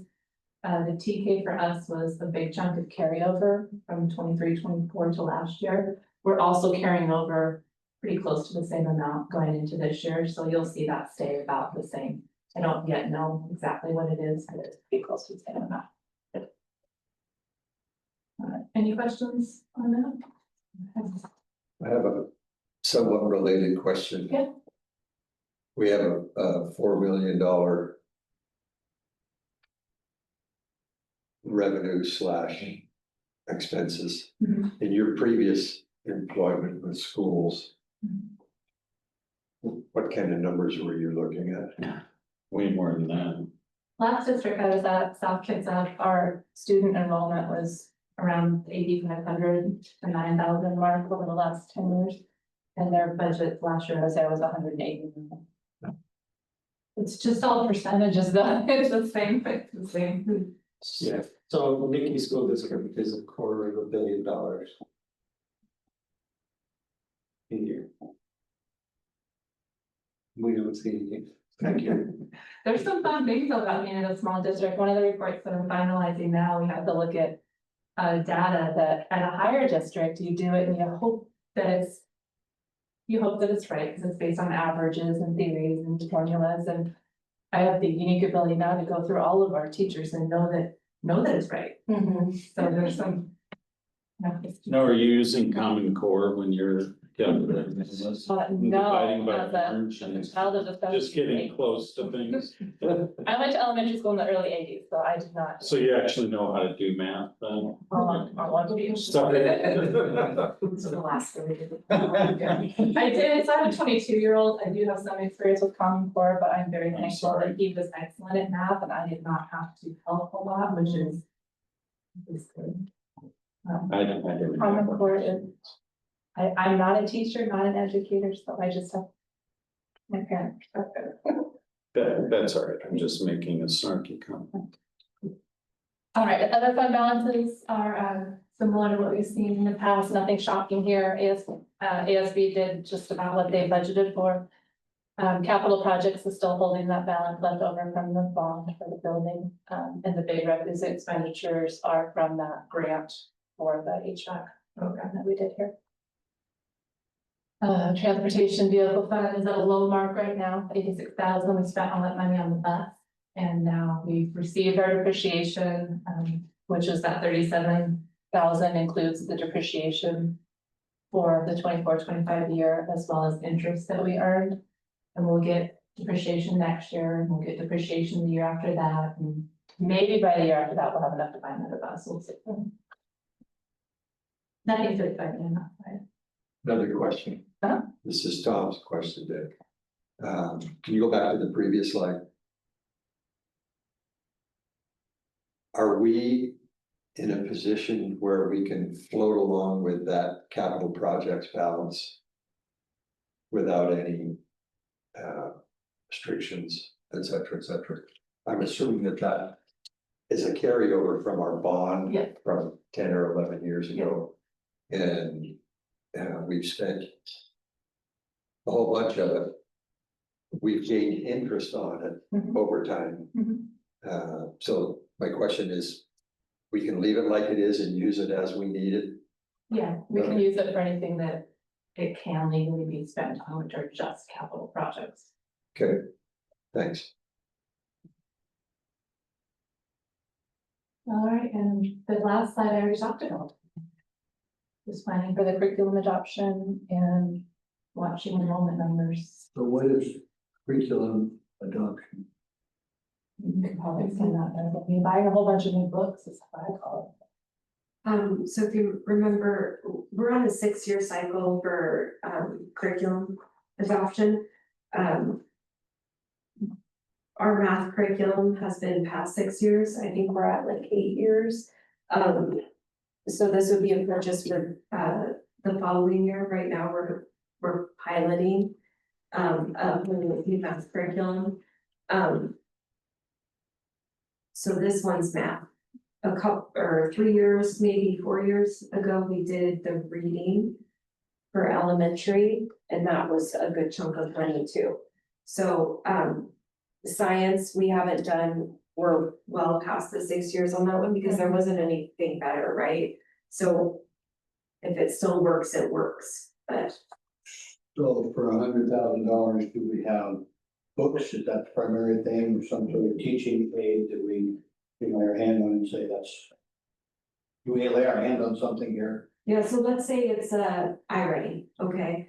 For $100,000, it would be the assessment suite, it would be grades K through 8. 6-year purchase, so every year, all of the books, student workbooks. That includes teacher manuals, it also includes the online component, the personalized instruction that ties to the assessments in reading and math, even though it's a math curriculum still. And then all of the digital access. So it's a 6-year cycle of everything. So we're buying, this price is not yearly, it's 6 years. Oh, Yeah, oh, so our math expressions, our contract ran out, Okay. we're purchasing through Northwest Book Depository. We're out of contract, so we're paying for those books each year now. Les, I think you were absent at the meeting when they talked about it. Okay. So, yeah. thank you. Yeah. Any other So questions? so right now, our budget versus our enrollment, we're actually at a budget, above budget then. For 25, 26? Yeah. Yes. Okay, What did we budget again? We budgeted enrollment to be 210 students, which is the same budgeted enrollment for 24, 25. Right. So when I tell you that the actual enrollment numbers right now are about the same as we ended last year, we are potentially looking at the same kind of scenario this year where we can maybe grow some fund balance to strategically plan to do something. And if I remember right, it was 235, the ending balance last year. The ending fund balance? no, enrollment. Enrollment, Oh, no, 224, 224. I think it's 224. It's right here, 224. Not 5, right? And that 0.84 And we misspoke, this was including TK. was it not? Was. Oh, was it? Okay. 0.842 are like really short kids. Yeah, I'm always fascinated. But we love them too. Yeah. We love short people. And thank you. So, I heard you were a little bit under the weather, if you'd like to skedaddle. I'm gonna skedaddle, I don't know if I might stick around for the PSC just in case there's questions on that, that's what's next, and then I'll. Okay. Thank you to whoever brought them. I think that's all that's been. Okay, so where are we at now? We've done operation services, so we're down here to action item around, discussion and ratification with the classified staff. So, I guess I'm calling for approval to ratify the PSA classified collective bargaining agreement. So moved. Did I hear Deb? Okay, discussion, so very helpful, sir. Okay, so this time we sent you a copy in your email of the classified collective bargaining agreement. We worked on that this at the end of last school year with their union rep, and I feel like we came to a very solid agreement on moving forward. The teachers and the classified were thoughtful and reasonable, and we came up with a agreement that we could all live with and keep us fiscally sound. What were some of the standout things on the classified column? From a salary perspective, this year they got a 2.5% increase, which was the same as IPD, so across the district, everybody got the same increase. It's a 3-year term, the next 2 years, they'll get IPD or 3%, whichever's higher. IPD right now is trending to be pretty close to 3%. We added a longevity for them, so they get 50 cents, $1, $1.50 when they reach a 5, 10, 15-year mark, so just encouraging people to stay with Grapeview. What else do we have? We allowed them to carry over one more personal leave day, so no one to take a day off, they can roll a day over. Or cash it out. And then. Oh, we increased a dollar amount for some of our paras. some of our classified staff, only paraeducators assist children with toileting functions or other aggressive, there's a group of children you described that when the parent and the district agree, that paraeducator gets an extra $1.50 an hour to help compensate for these unique duties that not every paraeducator might do. I think they'll continue. Yeah. They were very fair with what they asked for. That was a good. Thanks for emailing that, by the way. I'm sorry that Appreciated that's it. the other one. No, that was good. Involved on our side was involved. Jerry, Okay. Good job. and then 2 of our paraeducators with the bargaining group and their rep. Yeah, it helped that our, districts in the area are struggling. Cause we could say, guys. Yeah. Work with us here, we want to protect your school, protect your jobs. We need to, have an agreement that we can all, live with. And so looking at their neighbors, looking at people that are getting laid off, they were, they heard that. And it didn't hurt that we as administrators committed to that same rate of increase, so it didn't look like there was any differentiations. It was fair across the board. The last bargain that they did also, because they did a lot of more work, that I saw looking at records on a salary study and aligning the positions with their comparables in other districts. So a lot of that groundwork for giving fair pay for fair jobs was already in place. Okay, any more discussion on this? If not, I'm gonna call for a vote, all in favor? Aye. 100%, let the record show, Brittany, okay. So, Thank you. we're down to 4 new tree divers, so I've been kind of running along here with, one of the things that I captured here, this is a discussion item. We got board elections and Brittany and Jerry reconfirmed that my board leadership, I guess on the state level, and I can no longer go past legally by, That's state law. I believe you guys did the research, correct? If I'm paraphrasing wrong, help me here. No, we did. And so that'll be one of the discussion items that we need to figure out. You're fired. You know, You can't go beyond. that's hard. Went. Yeah. And so we're gonna have to figure out how we're gonna, You have to step down? so we're gonna figure out how to get every, give a meeting, so you Oh, were term limits, instituted for boards? what's that? Were term limits instituted for, We went through this, you two. but not for the legislature? Oh, okay, yeah, yeah. Right. It would return to the position eventually, but it has to be a. I think I recall that. Yeah, I think I recall. And maybe this is the type of thing we'll reconnect on this as a board. So I had board election, I'd like to, Jerry and I and Harry have been talking, and I've been a little bit with Tom about an overview of policies and procedures, kind of in line with legislative actions. So it just kind of was sort of an umbrella discussion. We talked about, you know, one time we had Jerry at 4 days a week, whether or not there's a future for that to occur again. Jerry's goal for 2025 or 25-26. One of the things that I've thrown on here, and I'm a little bit confused, is the GST 54 personal accounts that we used to use for conducting business.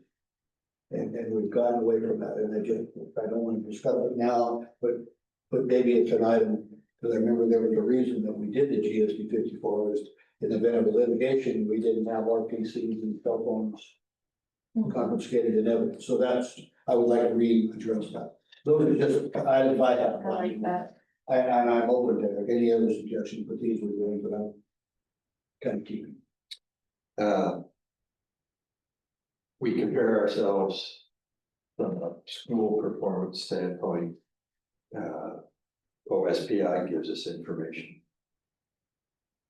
I'd be interested how our financial dollars spent per student in our district compares with some of the other dollars spent per student.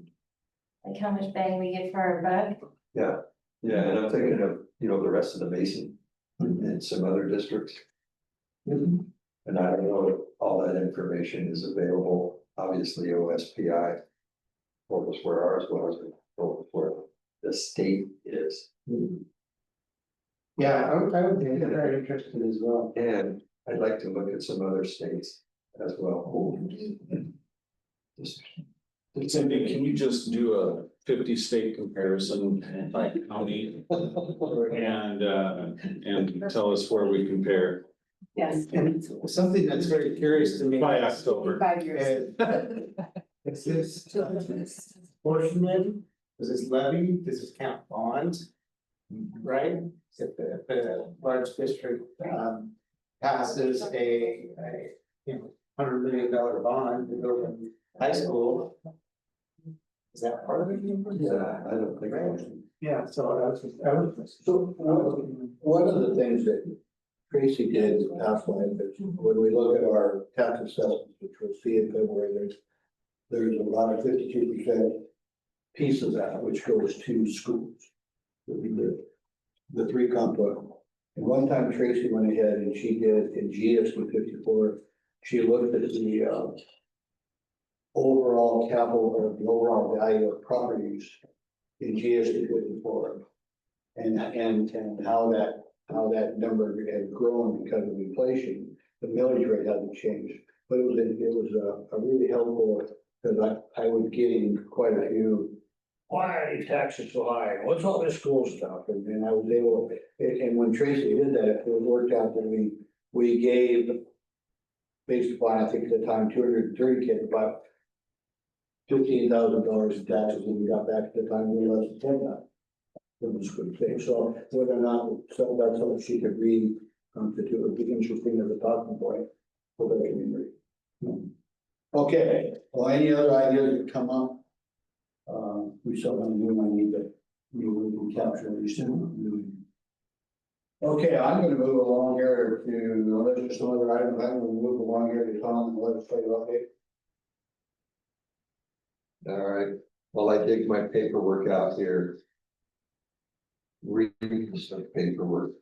I want you to know that our legislature passed a bombshell budget last session and raised taxes dramatically. And they projected what the taxes would cover to what the taxes would generate to cover the massive increase in expenditures. And a very recent report came out that we are $500 million under since the legislature came up with their dollars, and the revenue, we're $500 million under the projected revenue right now. And we've still got several more months to go this year, and the revenue is down and it's trending down. And that. Yeah, so you guys have in front of you a document that's table of contents on one side and on the other side. And if you just look at the two sides and see how many you look over in the left-hand column, how many numbers there are. What do the numbers go up to? 27. Yeah. That's a good deal because last year, and I'm not going to pretend like I understand all of the structure of the 1 year they do a 2-year budget, I believe, and then the next year, and they're thinking about what they're going to want to do for the following year. Yeah, short session, long session. Short session, long session, and it's a short list long list here right now, so. This is the beast that I worked with on Saturday morning. And I'll set that aside because that doesn't apply, but what I want to do is I want to kind of cruise over this list and tell you what happened. When to tell you what happened.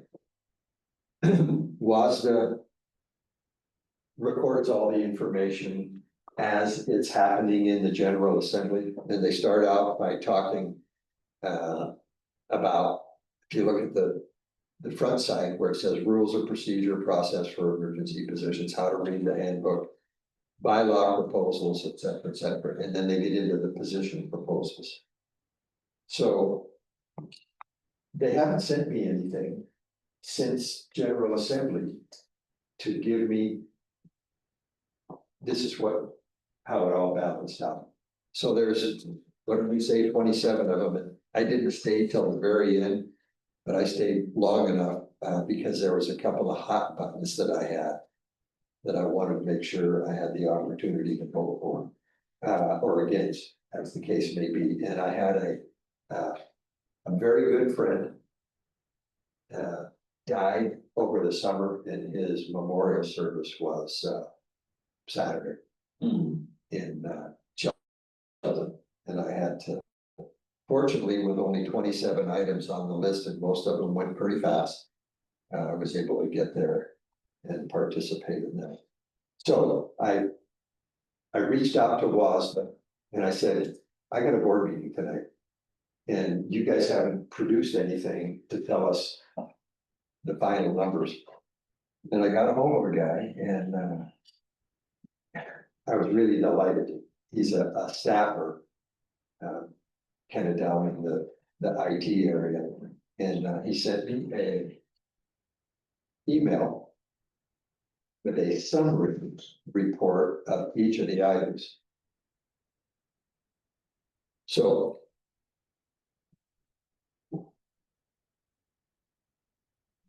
I had a good time doing this, and I've done it enough times that I've got a flavor of how it goes.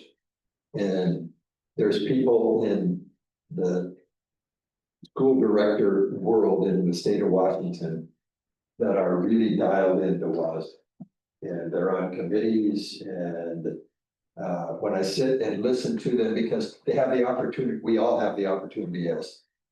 Only one person can represent a board, and it's either the ledge rep, or it's the chairman of the board, or the vice chairman, or somebody else who's filling in. But I've come to know voices and names, and some of them, especially in the larger schools, they got a comment. So a proposal is read, and we've got the information in front of us, and the head of one of the committees says, we're going to do, I'll give you an example, the amendment proposal, budget stability, item number 4. And then they open it up for comments, pro or con, and they allow 10 minutes, basically 10 minutes of pro time and 10 minutes of con time. And there's committee members that are board members, because all the committee members in WASDA are members of boards, and some of them have opinions on everything. And some of them, when I hear the name, the self-introduction, I roll my eyes back. Okay, so you'll like this. As a test, we voted on a couple of proposals, and the first one was the Philadelphia Eagles is the best team in the National Football League. And we all voted on it, and there was 79% con and 20% pro. The next one was WASDA shall hold the next annual conference on a cruise ship. Well, I just got off of a cruise ship a week ago. So that was fun. I voted to do it on a cruise ship. It was 66% con and 33% pro. God, they're no fun. Yeah, I know, and the last one was Oreo cake is better than chocolate cake and vanilla cake, and the pro was 28%, the con was 71%. So. Any guess of how many school districts there are in the state of Washington? Pardon? 295. Do you happen to know? I do not.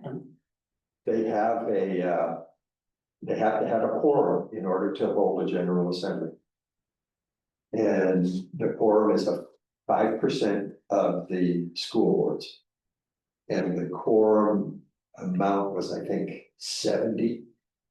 So whatever, that was the quorum amount. We have 130 boards represented. But there's several hundred school districts in the state. Right, 295.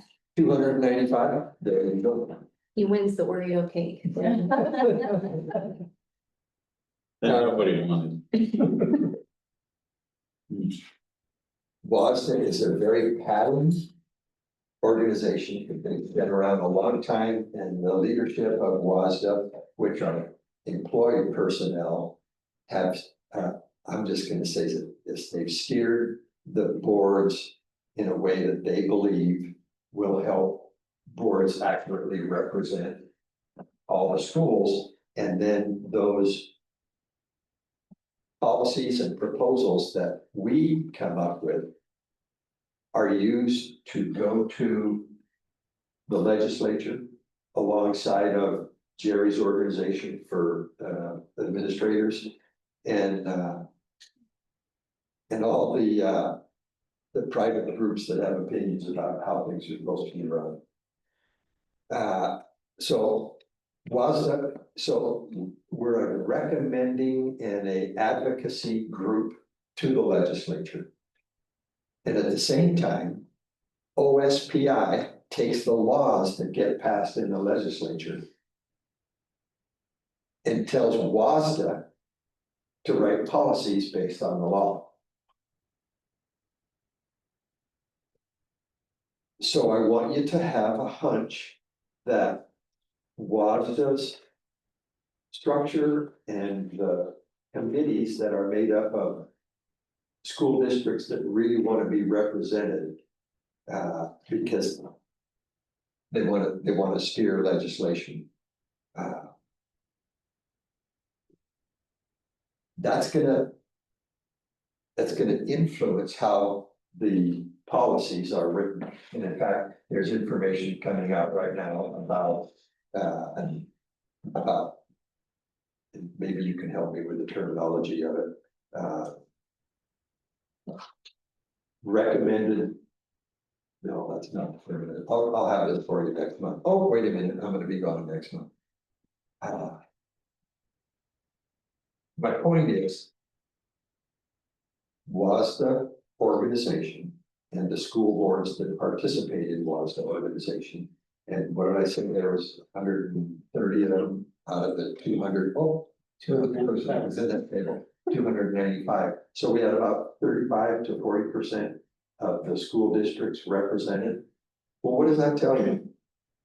It means those 60% or 55% of the school districts that didn't participate, they are underrepresented. And there's a whole bunch of school districts that you've never heard the names of them. They're really small. Jerry's worked for some of them. And I understand why they wouldn't be represented here. Whole bunch of reasons why. So the first couple of things that we voted on was an amendment submitted by the WASDA board to change the language from amendments to change to bylaws. I read it, it was a good idea, and it passed. 70% to 29%, 70% passed. The modest, oh, here it is. This is a good one. Model policy.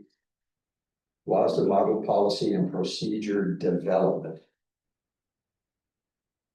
And by the way, the WASDA committees recommend do pass or do not pass with every proposal that comes before them. And I'm gonna speed up so that we don't take until 9 o'clock tonight. They voted, they recommended do not pass this legislation. And I'm gonna say these quickly: Linden, Natchez, Central Valley, Centralia, and OMAC came together and they put a proposal before WASDA to change how the bylaws are dealt with. Okay. WASDA says do not pass it. The committees of school directors says do not pass it, with some guidance from the organization. And then WASDA gives board rationale why it's not a good idea to pass that. Well, I read the proposal and I liked it, so I voted yes for it. And what I recognize about myself in comparison to the majority of the districts that get reps involved and they vote, they worked in this pattern. And I'm gonna call it political system. And they have their best opinions of what's gonna work best for WASDA and for all of the school districts. So consequently, I voted against some things that they recommended do not pass.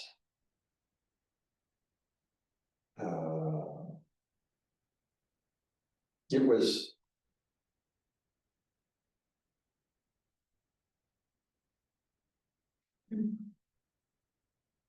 model policy and procedure.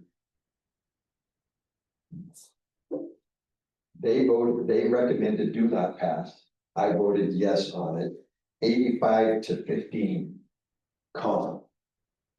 So that tells me that at least a significant portion of the districts that participate in this process are going to do what WASDA recommends that they do. And I tell you what, those half a dozen districts that really had a good idea. All right, let's look at a couple of more of them here. Model policy and procedure development is the next one. I voted for, they recommended do not pass. And once again, 69% on 31%. So there was a little bit of movement there. All right, this one was an important one to us last year when we recommended our top 10. You remember when we did that? We'll be doing that again. This is a budget stability. Well, WASDA loved the idea, and so did I, and so do you. And what it basically says is, don't let the state mess around with what they've. Remember when I said we're $500 million under funded so far? If the state came back and said, well, we're going to cut across the board, we're going to cut all of these programs X amount of dollars, and WASDA is saying, no, you're not going to do that. And we're going to work hard with our legislators to make sure that that doesn't happen. Fully funding of basic education, we've talked about this. I voted yes. Let's see what the fully funded, 81% yes, 19% no. Transition to kindergarten. I am so excited about TK and PK, and it just, I was going to talk on this one. I rarely use my opportunity to get on the microphone and talk. I did it once, and I'll tell you about that one after a little bit. I'm going to speed along here. I voted yes. The TK was 93% pro. Emergency funding was the next one. That got a 98%. I voted yes on that. I voted yes on a whole bunch of them because they were just common sense stuff. Now, these are, you see what it says in here? It says consolidation proposals, What they're doing is they're taking two different proposals and they're consolidating them into one.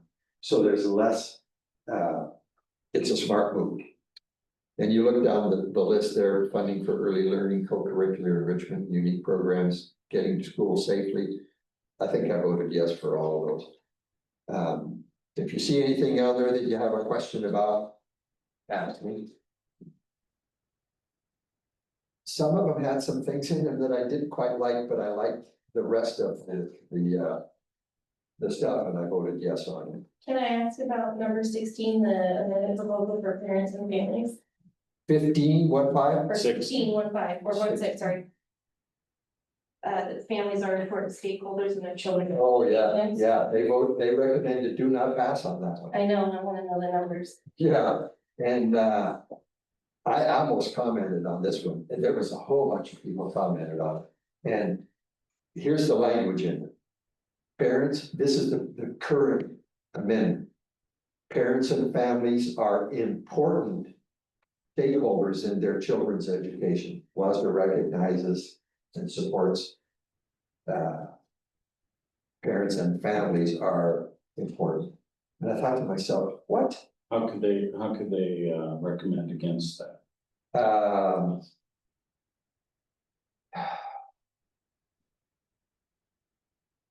Parents are the first teachers of the children. Is that one of the reasons? Hang on a second. Competition? Yeah, My gosh. the proposer rationale, this is Manson School District. Passing this revised proposal changes our WASDA position from parents as important to parents as primary. The people of Washington State spoke when they passed the Parents' Bill of Rights last year. This change in WASDA's position would direct WASDA to recognize parents' rights as the primary stakeholders in their child's lives. And here is the committee. How irresponsible. Yeah, really. The committee provided a do not pass recommendation because they felt that changing important to primary was too significant a change. Pardon my emotion with the words, that the removal of families is not appropriate. So there was a lot of commentary on that one. I voted yes on this change. And what number is it? 16? This is good. It lost, but it was, con was 58%. So here's the victory here. There are more and more districts that are willing to go against the grain of WASDA because of the logic in it. All right. Well, you know, the legislature gutted that. Initiative, and they basically violated their own rules. Number 17 was an important one. It's called professional development and standards. And they recommended that it be passed. I first thought yes, and then I thought no, and then I thought yes. They want school directors to be adequately trained and prepared. Okay, I like that. Now, the next one was called governance training. You see that number 18? Are we on the back page? I've got to speed up here. Seattle Public Schools. Boy, I have some challenges with Seattle Public Schools. So does Seattle. So does Seattle. The legislative committee voted do not pass. I found that interesting. Governance training. Governance is a hot button word these days for school directors, and I voted no on it, and the motion failed. They wanted to mandate, and if you're interested, you can read this. They wanted for us to recommend to the legislature that all school boards get involved in raising their professional standards. All right. 19, 20, and 21 were withdrawn by the schools. I want to tell you about number 22. 22 is climate change, education, and sustainability. And I'm gonna read the proposal or skim over it quickly. WASA shall initiate and or support legislation that provides resources and funding to enable school districts to effectively integrate climate science, environmental literacy, and sustainability principles across K-12 education. This legislation would include provisions for teacher professional development, community partnerships, learning resources that are aligned with relevant learning standards and instructional framework without mandating specific district level policies or curriculum. Districts should maintain local control over implementation while being supported with necessary tools and funding to provide these vital education opportunities to all students. Okay. In the last 10 years, I've been a board member. I've watched the scores go down and I've watched the money spent on education go up and up and up. And I've watched more bills be added, more laws be added that come out with policies, many of them unfunded. And I thought to myself, do I want to have climate training for the students, or do I want to see math, science, and English and literature? And that's what I want to Like see. basics. Yeah, like the basics, get back to the basics, the foundational stuff. And there was a whole bunch of boards agreed with me. And there were some boards that got up and gave flowery talks about the Seattle School District, a former science teacher, and anyway, the vote on the 22 was, it was close. It was 53.5% against adding climate change education and sustainability. I don't even know what sustainability is, but 46% pro. So we dodged the bullet, and we can now remember, WASDA is not writing legislation and creating policies themselves. They're going to the last couple of them. Expanding access to re-engagement programs. Re-engagement is when a child leaves the educational system for a number of reasons. He gets kicked out of school, he gets arrested and goes to jail, all kinds of things. And I was pro on this because they want to come up with ways that they can get these guys back into, or girls back into school, and get a solid education. And I've got friends that can't read and they can't write worth a darn. And they're 35 and 40 years old, and they were in that, and some of them, it's understandable. All right. So re-engagement, it passed 95 to 5, so that's good. Routes to professional certification, I voted for that. Basically, they want to, because I believe the way it's worded, use good measuring sticks for industry experience or comparable experience that'll help them in attain a teaching certificate without going to get a 4-year baccalaureate. And that passed 81 to 18%. The unemployment compensation, I'm so against government employees striking and then drawing unemployment. And that failed 87 to 12, 88 to 12. And school athletic officials,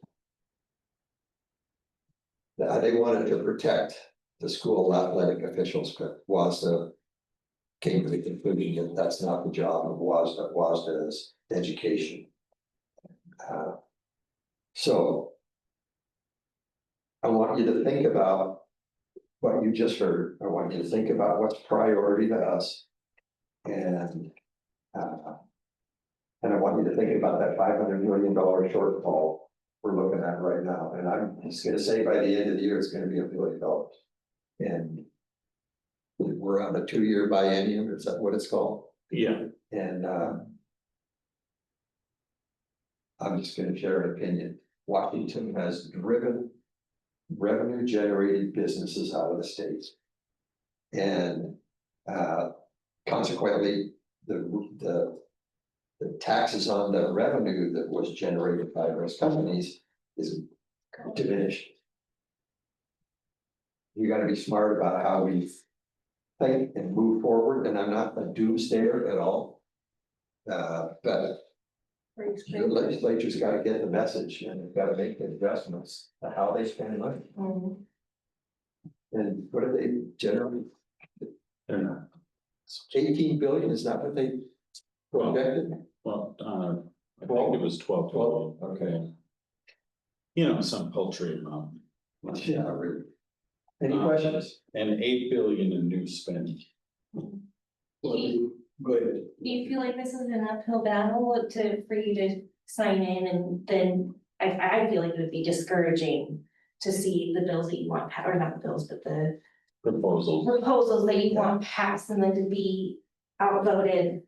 It has to get discouraged. There were some wins in there, though. There was. I understand that, Yeah. but to see what the bigger school districts, it's almost like they come together and go, okay, this is what we're gonna vote for. Two things, Pat. Number one, Travis was here and he talked to us last year. And I told Travis, I want to fight. Yeah. And I believe we as a board want to fight. We do things really well in this school, in this district. And we get really good results from what we do. And we have a harmonious board and a harmonious team of staff and the admin, et cetera, and parents in the community. There's a whole bunch of other districts don't have that, not even close to it. So yeah, I'm gonna stay engaged. And Thank you. I want to get either Travis or Drew or one of those guys over Yeah, here. Travis told me that he was. Well, He was wanting to do it. Busy. Yeah, If he's you busy. go back to Travis had in one of the, I think in the Shelton Journal, he had talked about costs that were being incurred by the state for being a sanctuary state versus that cost being, as opposed to that cost being, that cost would be basically used to fund school. And that was a really interesting. Yeah, I mean, that's a fundamental state that there's very few of us. If we had a choice to make, we'd make that choice. Yeah. well, a lot of this stuff is politically driven, not common sense driven, you know, yeah, and I really, you know, this whole thing about requiring board directors into a academic professional standard. You know, we're not micromanaging the school, right? We're not telling Cindy, well, you better talk to, you know, I mean, we're not doing that. That's not our job. And we are, a board is supposed to be a community oversight, all right? And if we are trained in the operations of the school and, you know, up to academic professional standards, we're not gonna have the same perspective. You know, we have a colder's perspective, an outsider's perspective, which sort of sometimes is helpful to you guys, right? Because you might miss something, and you know, vice versa. It's a good dynamic. And what that says to me is, well, we need all the school board directors to think the same, right? And not to question what WASDA wants us to do. And it's just gross. And what's even, you know, like number 16, parents are important in education. Well, that's not true. I think that is disgusting. I mean, that is really gross.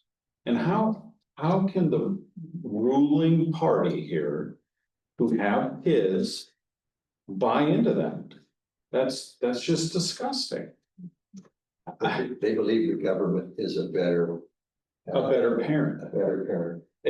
I mean, oh my God. Down, you know, local oversight. Oh, yeah, well, they've been eroding that for a long time. Tom, did you have anything more that you wanted to share with us here? Or can we move on? We can move on. I have to say, Tom, every time it comes to your section. You know, throughout the whole meeting, my blood sugars is kind of like really nice. And then, you know, when you stress out, it goes up, you know, when you have diabetes, right? And then Tom begins with WASDA, and then all of a sudden the numbers start going. I'm like, oh God, hurry up and get through this, otherwise. Well, and I'm not trying to, but I hope that didn't come across. Oh, Here's what I'll leave you with this. I try and vote based on how I look at this school and this school district and how I went to school and how I learned and what it provided for me that got me through all of my adult life up until now. If you hear me talk about a perspective that I have, and you have a different perspective, I want you to talk to me, because I want to listen to what you're saying, because I want to represent you. That's it. And I'm speaking for myself, I certainly have no issue with your representation. And then when you go back and you look at what we're good at, with reading and writing. Trying to really take them out and learn about science and musical instrument and. Would you say that you're gonna do the Beauty and the Beast? This year, for theater, Beauty and the Beast, I don't remember. Can't wait. Anyway, I'm gonna move on. Yes, sir. Thank you. Okay, so we're down now to policy, so we've got. First reading of 1310. Last adoption was adopted in October 2000. Grading and progress reports, non-discrimination, affirmative action is relatively new. So I know there's much to be said, you know. And then the personnel records, curating, we're gonna just get through it and. All right, I'm not today, and there's nothing that was. So where we are though, is I like them, and so we move on to policy approval, so. I'd like a motion to approve policy 3143, notification, dissemination of information that community offensive. So we Gregory, yeah, second. well, that's okay, discussion. So when I read this, Sherry, personally, today, are you the one responsible, and then they talked about it? I facilitated it. That was, I'm looking at 3133, and all of them, you. Okay. Me. Right, we're getting everybody, we need to make assessments and judgments about informing. Administrators. This seems to be in this day and age, a really applicable policy. It's not, it doesn't come up very often, makers. Middle and high, you might see that more. And other communities, you might see it even more there. I haven't really processed much. Good. Any other thought on that regarding 3143?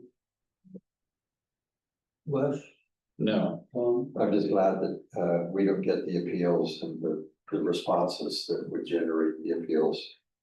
And law enforcement. Etc. Anything?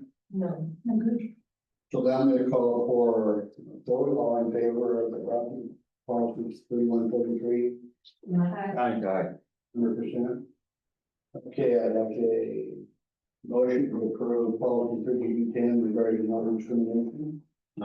so moved. Second. Russ and Eddie, okay? Discussion? Notice that the definition was inserted and that RCW says what again? For neurodivergent. It defines it, can we move it? I just tried to look it up and for some reason the Google was being dumb. So, Yes, when you asked, we yeah, did our research and I think you had mentioned, there was a specific. there's a specific definition. And How new a word is that? Hmm? How new a word is that? Neurodivergent. I would say 10 years. It's become fashionable. As autism and ADHD expanded in their presence in school, it's kind of they're different than what you might. Generally, when we think of a disabled child, we think of a child with crutches or a wheelchair or a blind, And but this is more of a. this is a, Way of thinking. it's different, it's a different ability, but it's. It's defined in the RCW as neurodivergence means neurological differences, including but not limited to autism spectrum disorder, dyslexia, and attention deficit hyperactivity disorder. Neurodivergent individuals may or may not identify as disabled.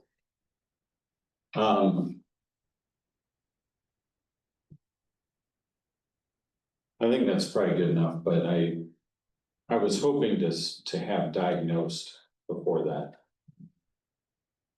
Before neurodivergence. Yeah, the challenge there is in the Are RCW. we not allowed to do that? Well, I would want to review that because it says it may or may not be identified as disabled, so they can. Well, yeah, but if you're diagnosed as neurodivergent, that doesn't necessarily mean that you're disabled, right? I mean, it just means that you have whatever that definition means. I just don't want somebody walking around going, I'm neurodivergent, that's why Cindy's treating me bad, right? And then all of a sudden, not that you would do that, Cindy, but, you know, I mean, they get caught and they're told they're corrected and, oh, yeah, pick on the neurodivergent here, you know? And then their parents get involved, don't you know my little special Bobby is neurodivergent, and it's the first time you've ever heard, right? So I can insert diagnosed. Yeah, prior to neurodivergent, so disability, comma, diagnosed neurodivergence as defined by RCW, blah, blah, blah, blah, blah.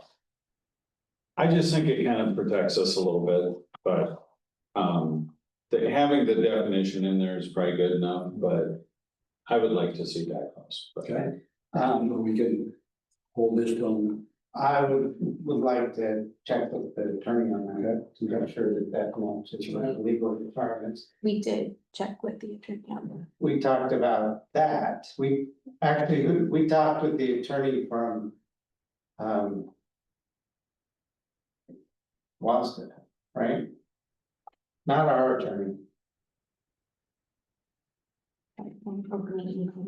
Okay, that works. So I'm not gonna call for a vote then. Okay. On, Yes. 3210. Then I will talk to our attorney about that. Okay, so I'd like to call for, No, excuse me, what? give it. Okay, I'd like to call then for a motion to approve 4260 use school facility. Well, do we have to vote on tabling that policy? You need to probably. Oh, Close that. okay, Yeah, so there was a first and second. And, somebody would, well, let's see, we would have to vote on that. I make a motion that we table Oh, policy 3210 until next month. second, Table. and do I hear a second? second that. So Tom, the first, Henry, the second, discussion. No discussion, I'm gonna call for vote to defer until next month. Was approved or with clarification of intended changes. Of legal clarification. Legal clarification, okay. Any more discussion? I'm gonna vote for, call for a vote then, all in favor? Aye. Okay.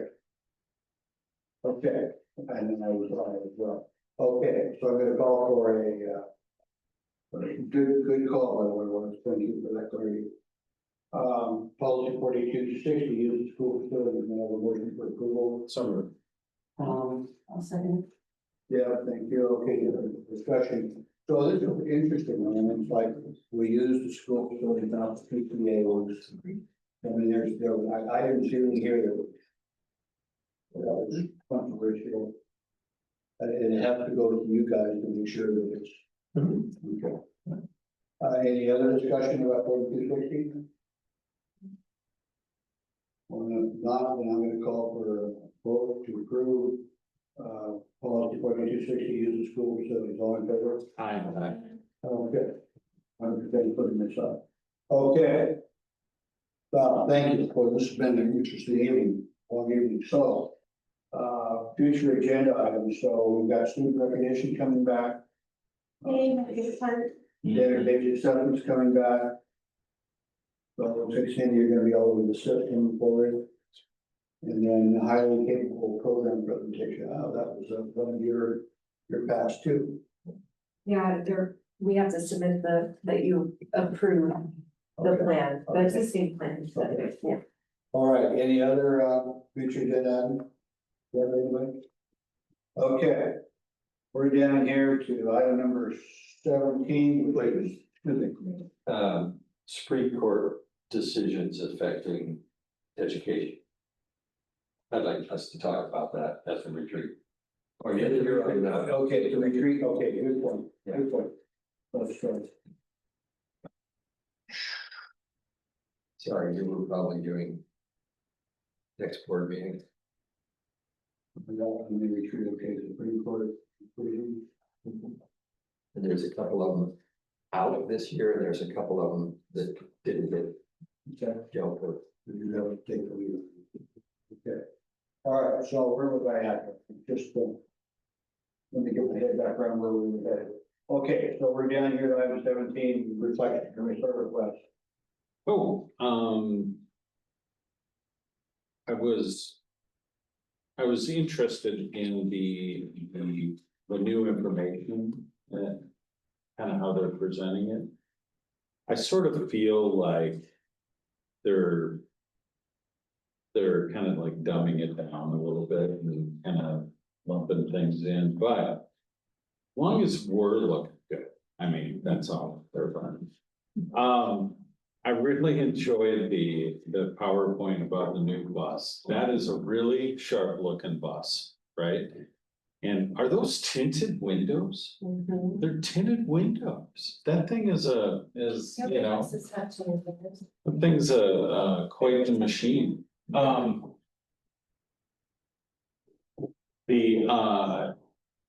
thing though with it, you know, the automatic chains, I'm kind of thinking, you know, I'm from Minnesota, right? So only freezing rain could stop us from going to school.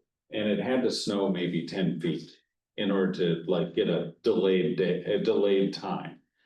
And but here it's 1/8 of an inch and it's snowpocalypse and everybody abandons their cars and all that.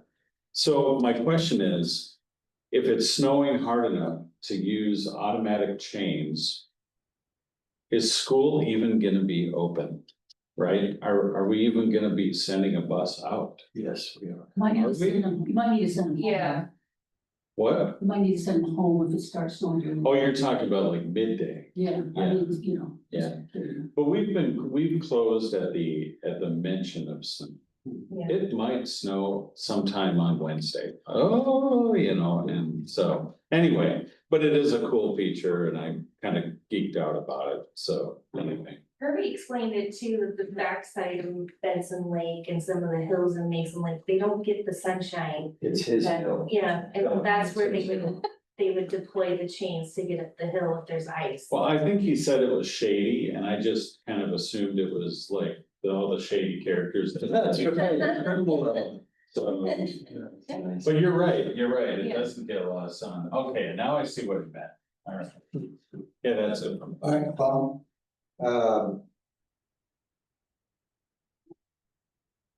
Before I got into, I had the chance to be a ledge rep several times and I passed it up and, I enjoy it. And I'm glad you guys support us, at least having our nose or toes in the WASDA processes. because they're certainly going to impact us.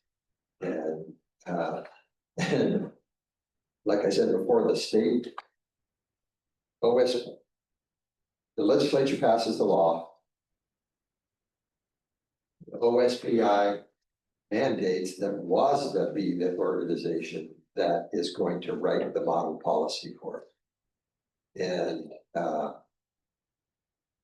WASDA doesn't always write the quality of model policy I believe we need to have. So I'm really glad that Andrea came to Grapeview. And I'm really glad that Cindy is just kicking butt. I'm sad that Sherry is retiring. She's a good friend of mine and a great gal. And it's a good thing we've got Ernie over there.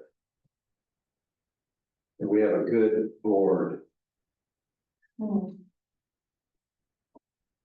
we have a good soup. You know what I mean?